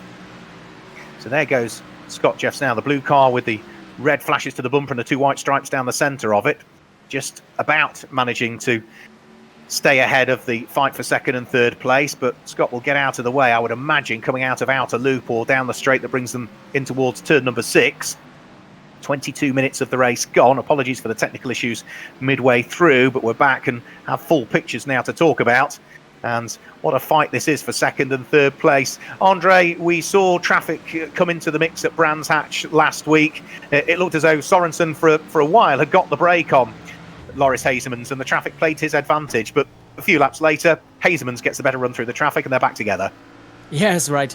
At Brands Hatch it was a very small track, so the traffic had a bigger impact than at Brands here at Watkins Glen, but in the end traffic is a very, very crucial point in the race, and you see a lot of guys giving a lot of space while the front runners are charging towards them, and Loris Hazemans, he's still stuck behind the EuroNASCAR 2 champion. And when we take a look at the championship format in the real NASCAR Whelen Euro Series, the EuroNASCAR 2, so Lasse Sorensen is the champion there, is for amateur and young drivers. He's definitely one of the young drivers, but he has the skills to be one of the pro drivers soon. We see it in the virtual world already. We saw it in the real world last year, and in the virtual world right now, he's as fast as the EuroNASCAR Pro champion, the overall NASCAR Whelen Euro Series champion. Nice to see those 2 champions fighting this race here at Watkins Glen in a very fair and clean way. And I think this fight will go until the last lap of this race. I think it will, yeah. There's only a year between them, I think, isn't there? Lasse Sorensen's 23 years of age. Loris Hazemans is currently 22 years of age, but will celebrate his birthday the same night as we're racing at Brands Hatch on the Grand Prix circuit on the semi-finals. So later on this month, the 26th of May, they will be then both 23 years of age. Still more traffic for the pair of them to deal with. The next of the cars they're going to come up against is going to be the Finnish driver, Henry Tuomala. He moves neatly out of the way at the wheel of the number 23 car. Here's a fight going on. Now, this is for 7th and 8th place. Davide Dallara fighting away with another former EuroNASCAR 2 champion, that being the car of Ulysse Delceau. Ulysse Delceau was the 2018 EuroNASCAR 2 champion, and he's going to go past and gain the place on Davide Dallara there. So up to 7th for Ulysse Delceau. Needs to be careful he doesn't run wide, though, coming out of turn number 1, and I think he might have done that side by side through turns 2 and 3. They're still side by side, but Ulysse Delceau just is able to take the place away in the end. Might have taken him a couple of corners, but the Frenchman goes through and ahead of the Italian. So they've got Alan Day not that far behind them and closing in as well. So Alan Day up to 9th now from the back of the grid.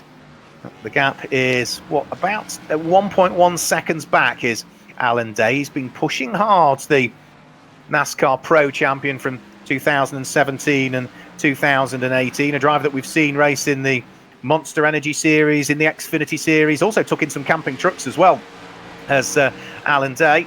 So he's tried to forge, and I'm sure will forge, a good career on the other side of the Atlantic before too much longer. But the 28-year-old is a fierce competitor, both in the main NASCAR Whelen Euro Series and in the EuroNASCAR Esports Series in conjunction with iRacing. So, further down through the order, Brian Kruls fighting away. The damaged cars, all of those that got tangled up on the first lap. Justin Koontz, number 99, ahead of the orange car with its white flashes of Brian Kruls for Brax Racing. Behind them both is another car that got tangled up. One of the cars that I thought would go really well here, but just hasn't had the roll of the dice and the luck in this race for championship points. Andre Castro, who is destined to finish in the mid-teens currently by the look of things, down in 17th position. Race winner from the prologue event at Daytona, was on the podium last weekend as well, last week at Brands Hatch, but is going to finish a long, long way off the podium here at Watkins Glen with now little more than 3.5 minutes to go. Loris Hazemans just cannot close up sufficiently on Lasse Sorensen to try and steal a place away, but he'll always be conscious as well that if he goes for it, does close up and makes a mistake, that he's going to come under pressure from the car that sits not that far behind him as well. Second, third and fourth, fairly equidistantly spread. Number 66, Lasse Sorensen, the white and green car, the black car with the flashes down the centre of it, Loris Hazemans, and then the largely black and yellow and light blue car of Jeffrey Ruffin, who is the first of the cars that is number 300. 300, of course, denoting that he is a team member. So Jeffrey Ruffin, crew chief for Hendricks Motorsport, but also a racer in his own right, and fairly experienced e-racer as well. Not quite as experienced as our race leader, though, because we thought that he might go well, Mikael Smidl, at the beginning of the evening, but as a very successful, almost pro sim racer, he is now 4 seconds up the road from that fight that's been going on. Alan Day has also now managed to fully catch up with Davide Dallara. Now, can he put the PK Car Sport Chevy through and ahead to gain the place over the Not Only Motorsport Chevy of Davide Dallara? For the moment, no is the answer. He hasn't quite got a good enough run coming down the straight. Is he going to try anything at turn number 6, Alan Day? He is. He's up the inside, and he's taken the place away. Good run that into the penultimate corner for Alan Day. Another place gained, another championship point picked up. And that now means that he is running in 8th position, Alan Day, with Ulysse Delso just up the road from him. 8th position would give Alan Day 29 championship points, plus surely he is destined, if he keeps going the way he is, to pick up an extra 4 on top of that for gaining the most places relative from his starting position to his finishing position. So time is running out, and we are still seeing that up front. Smidl is pulling away all of the time, Mikael Smidl. 4.2 seconds is the gap. Alan Day's next target is going to be Ulysse Delso, who is a couple of seconds up the road. You can see the relative gap. Here comes the Frenchman towards us, the Israeli chasing him all of the time. Out front with just a minute to go now, it is Mikael Smidl, who is looking as though he is on the way to victory for himself and the Autodrome Most Car Show Toyota, who have come through the heats cleanly with a pretty significant win, and is now looking as though he is going to have not quite as dominant, but still a good gap between himself and a great fight that's still raging behind him for 2nd, 3rd and 4th place between Sorensen, Hazemans and Jeffrey Ruffin. Now, I think he might get over the start-finish line with more than a lap time to go, Mikael Smidl, so I think he'll be probably on his penultimate lap this time and will just sneak over before the checkered flag flies, but we'll wait and see. There goes the fight for 2nd, 3rd and 4th up towards the penultimate corner. Are we going to see Mikael Smidl get over the start-finish line before the checkered flag? It's going to be really close, you know, as to whether he'll get another lap out of this one. And as he heads up towards the start-finish line, yes, he did. By the skin of his teeth, he was able to squeeze another lap out of it. So that is another lap now done for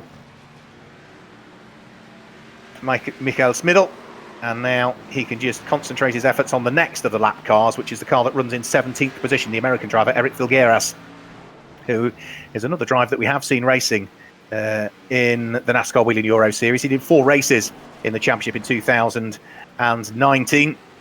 He's a former Formula 2000 champion from the United States as well in single-seaters. Secured that championship back in 2016, but he is going to struggle to stay on the lead lap, I think, here, with only a couple of corners to go.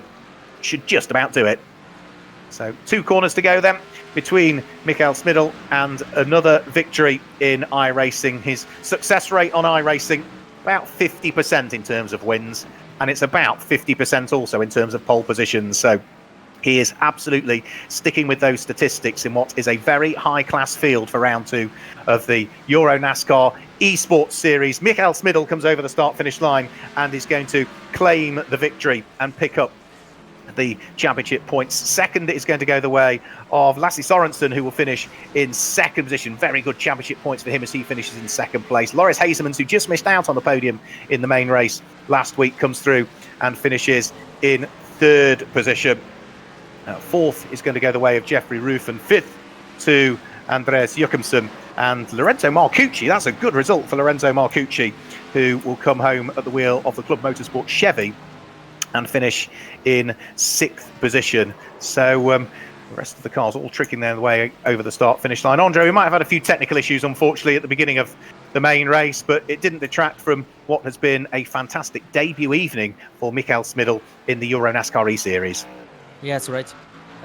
We have now, including the prologue, 3 different winners in 3 races. I think that's perfect for this championship. We see that we have different drivers that are competitive in this EuroNASCAR Esports Series, and Smidl, he really put down the hammer today.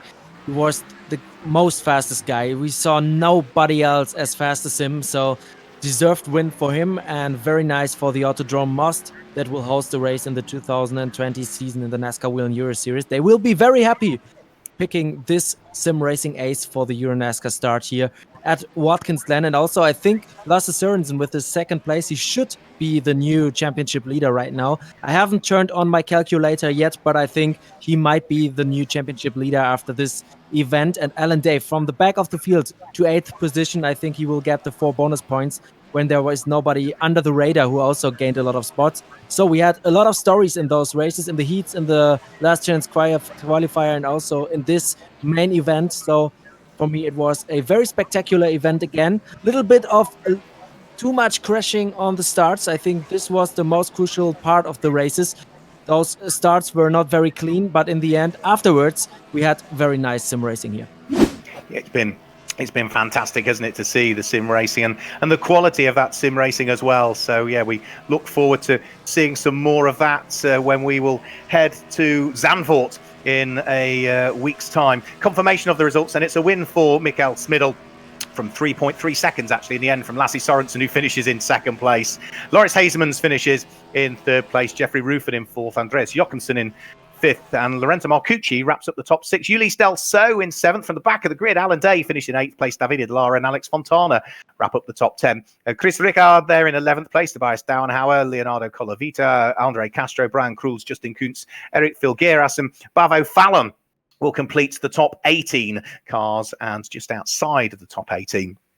We'll pick up on who finished in 19th position when we get a change to the graphic. But we're also going to track down some drivers as well and hopefully bring Michael Smidl into the commentary box and the rest of the top 3 as well. Brent Moffett on his debut for the All-Star team finished in 19th place. Henry Tuamala was in 20th position. And then you can see it's Francisco Garisto, Scott Jeffs, Alexander Graf, Gordon Barnes and Vladimir Tsioitsis that finish in the top 25 ahead of Gorelli, Ferreira, Brigatti, Palati, Kremers Dioda, Alan Muscaron, Alex Sedgwick, Giorgio Maggi, Guillaume de Flandre and Ben Kriener, but the tail end of that all tangled up in the incident that occurred on the first corner. So that is sort of paid to their efforts really as to what they were able to do in that particular race. Well, I'm hoping that we might just get a couple of drivers come and join us in the virtual commentary box. I'm hoping that Stefano, who is in production, has still got me on his webcam, so he'll be able to tell me in his ear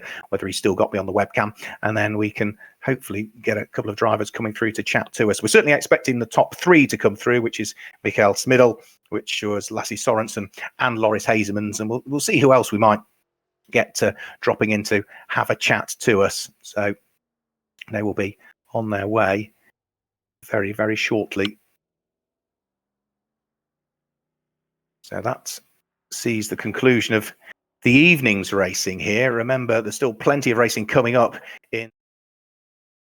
Good morning and welcome to Autodromo di Franciacorta. Whelen Euro Series. It's older for the final round. The NASCAR Whelen Euro Series brings to Europe the excitement, the adrenaline, and the atmosphere of pure NASCAR racing mixed with family entertainment.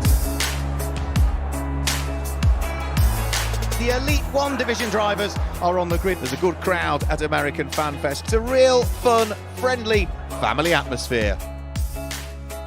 So with the drivers ready, the race is about to get underway. Drivers! Start your engine! The lights go out, the green flag flies, and they head up towards Paddock Hill Bend. It's all very tight up towards turn 1. They're side by side. He leaps over the curves. Oh, it's close and there's contact. They try and go 3 wide. He's all through the gravel.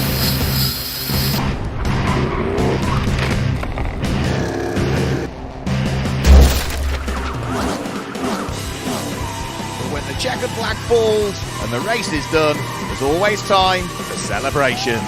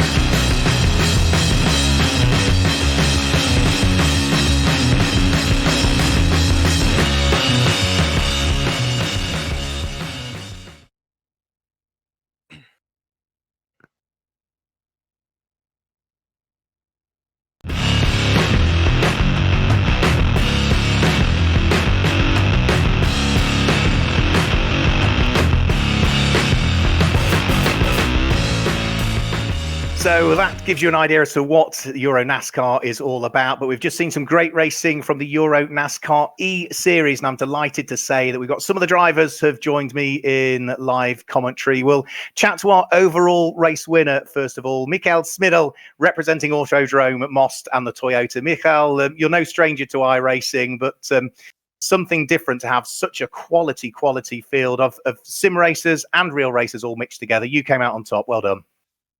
Thank you very much for the congratulations.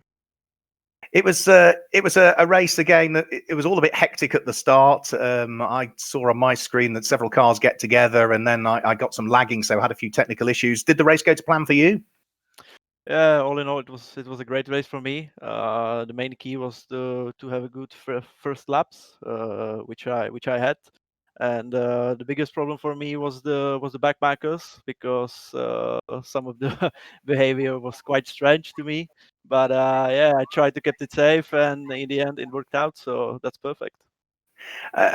For you, it's your first evening of racing with us. I think in the previous races we saw Mikael Fronek and Jakob Krafek driving solo for Most. So you've joined a two-car lineup for this one. You'll be back for some more throughout the course of the season. And of course, you'll also be a driver that we'll be looking forward to when we get racing for real and we come and see you at Most.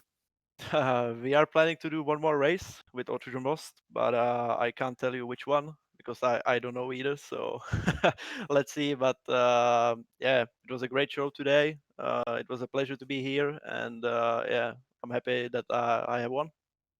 Is you being such a successful and sort of pro sim racer, do you have the same issues as real racers have in it? You're having to dovetail your commitments and slot in the various championships that you want to compete in, like a real race driver would do?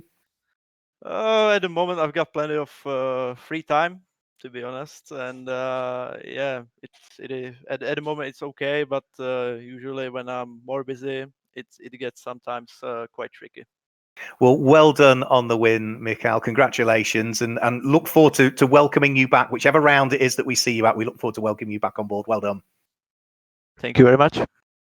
We'll grab a quick word with Lassie Sorensen if we can, who also joined us in live commentary. Lassie, it was another great night of racing for you. You came into this evening lying second in the championship standings, fifth and most places gained, but we see you on the podium here this weekend or this evening. Well done. Yeah, thank you very much. And first of all, thank you to EuroNASCAR for this great championship here. As long as we can race on the real racing tracks, it's always good to come here sim racing. So yeah, it was a good race tonight. It was a hard race as well for the tires. The track was really eating the tires throughout the race, and yeah, it was a great battle with Loris. He was pushing me all the way through the race. Sadly, there was some lap cars that blocked us a bit. So, but I'm just happy for the result in the end. So P2 is good for me. It was good to have our reigning two champions, yourself from EuroNASCAR 2 last year, and Loris, the EuroNASCAR Pro champion, racing together. When we get racing for real, you're stepping up and doing EuroNASCAR Pro. You'll be rubbing wheel to wheel with Loris, hopefully in a few months' time. Yeah, that's what I hope for as well. So I'm aiming for of course the championship in the NASCAR Pro Championship. So there's a lot of things that needs to get sorted out before we can do that. But I'm pretty sure that me and DF1 Racing we can stay up there. So looking forward to the season starts, the real racing starts. But until then, we got to focus on the Esports Championship. And you're doing all right in it. I haven't done the maths, but I suspect you'll be the championship leader once we've done them. Yeah, I've done a lot of sim racing in the past, but unfortunately, I didn't really have the time to practice a lot for these events. So I think I only got 20 laps before this race. So it's really hard for me, and I'm sweating my ass out to say it properly. So, but that's how it is. Only 20 laps. One of them, I won't say which driver, one of them was telling me when he joined me in the commentary box earlier on, he'd done at least 10 hours just on this circuit. So you've got a bit more work to do, Lassie. Yeah, for sure. For the next race, we got to step up. So hope for the best. Well done on second place, mate. Very well done. Thank you very much. There we go, Lassie Sorensen. And let's grab a quick word with the driver that finished in third position. Loris Hazemans just missed out on the podium at Brands a week ago. You're on the podium here this evening. Well done. Yeah, I mean, so far we have been improving every race. So, and like you said, fourth place in Brands Hatch and now third. So we also can't forget it's about also scoring points for the championship. Obviously, our EuroNASCAR Esports Championship is also related to the EuroNASCAR Championship points for the team. So it's really important to finish. So we were able to finish in third and fourth. So really happy with the results. Oh well, Yeah. happy, not really happy. Yeah, 2 steps higher and you'd be really happy. I know you, Loris. I know. Yeah, you made you make a very valid point there, because I think we're quite unique at the EuroNASCAR Esports Series in that whoever is our esports champion at the end of the year, as you were alluding to, carries 40 championship points into the team's championship when we get racing for real, and that's the equivalent to a race win. Yeah, definitely. So it's something to take into account. I know everybody wants to be on the top step of the podium or on the podium, but like in real racing, sometimes we got to think, okay, is it worth it? But definitely here, it wasn't like I was holding back. I was definitely pushing with all I had. But Lassie did a really good job. So like you were saying, Mark, I look forward to having more races like this with Lassie and the rest of the EuroNASCAR guys. It seemed as though at one point in the race, Lassie had a better run through the back markers and dropped you away a little bit. Only a few laps later, he had trouble through the back markers and you caught him right back up again. Yeah, exactly. It's a bit give or take. So sometimes I was lucky, sometimes he was more lucky with it. But that's what racing is all about. It's all about managing it, trying to put in the perfect timing. So definitely a fun race. Definitely, I think that Lassie should stick to the 20 laps of training. I think that's plenty for him. So and I'll stick to I'll go to 12-hour training. It'll probably be better. See if you can sneak through into second or maybe the top step of the podium doing it that way. What about the car behind us though? Because Jeffrey Ruffin was never far away. Yeah, so we kind of also were working as a team. Definitely trying to make sure that first of all we get home together. And yeah, that was kind of the goal of it. Then we were free to race basically, but I think on pace, all three of us were kind of on the same pace. So it was really difficult. Nobody really made a mistake. So we were all really consistent. So it was like you saw the gaps were sometimes inching slightly in and then sometimes losing a bit. So it was really close. At Zandvoort next time out. Yeah, my home race. So my home race from Belgium where I live. So it's an interesting way of doing it, but for sure looking forward to it. Well, very well done indeed. Congratulations to our top 3 drivers in round 2 of the EuroNASCAR Esports Series. We heard from all 3 of them, Mikael Smidl, we heard from Lassie Sorensen, and we've just heard from Loris Hazemans. Well done, gentlemen. We look forward to catching up with them in a virtual Zandvoort in just 7 days' time. Maybe a few final words from Andre Weigold. Andre, first of all, thank you for stepping in when I had my small technical issue at this end or whatever happened. But another night's racing, we've got through it. Absolutely, the EuroNASCAR Esports Series is, well, A, it's providing brilliant racing, and B, it's clearly popular because we're up to 70 plus entries again for next week. Yes, right. First of all, you're welcome. Of course, I jump in if we have something like this happening during the broadcast. And yeah, we saw great racing today. A little bit of messed up starts in all of the races, but yeah, that's racing. All of the guys, they should learn about something about it and maybe make it a little bit better next time. But afterwards, after the first and the second corner, I think we saw great racing, clean racing, and a lot of great battles. So in my opinion, it was a great success again, and we see it with the entry list. It's growing and growing. We have Brent Moffett, the 2018 NASCAR Gander and RV Autos Truck Series champion right here, right now in this race. So it shows how popular this series is, and I think it keeps growing in the future. Absolutely, yeah. I mean, Jack Villeneuve last weekend, Bobby Labonte at some point will come over. Ika Lecuona, one of only 22 MotoGP riders in the world. So yeah, we've got a real strength in depth and a nice mixture, I think, of NASCAR drivers, whether it be EuroNASCAR Pro or 2 or Club Challenge, together with team members, together with guests as well. We look forward to welcoming them all along to Zandvoort on the 12th of May when we will head there. After Zandvoort, we're over to Indianapolis on the 19th of May. Every Tuesday evening, these races are taking place. Indianapolis is our final regular part of the season before we then head to the double points playoffs at Brands Hatch on the Grand Prix circuit, semi-final 1, to Charlotte and the Roval for semi-final 2, and the overall championship finals take place at Zolder, and that will be on Tuesday, the 9th of June. So from all of the EuroNASCAR esports drivers and team members here and production team and all of the media, hope you've enjoyed your evening's racing. Join us again in just 7 days' time when we're at Zandvoort. From the team and myself, Mark Warrell, until then, goodbye.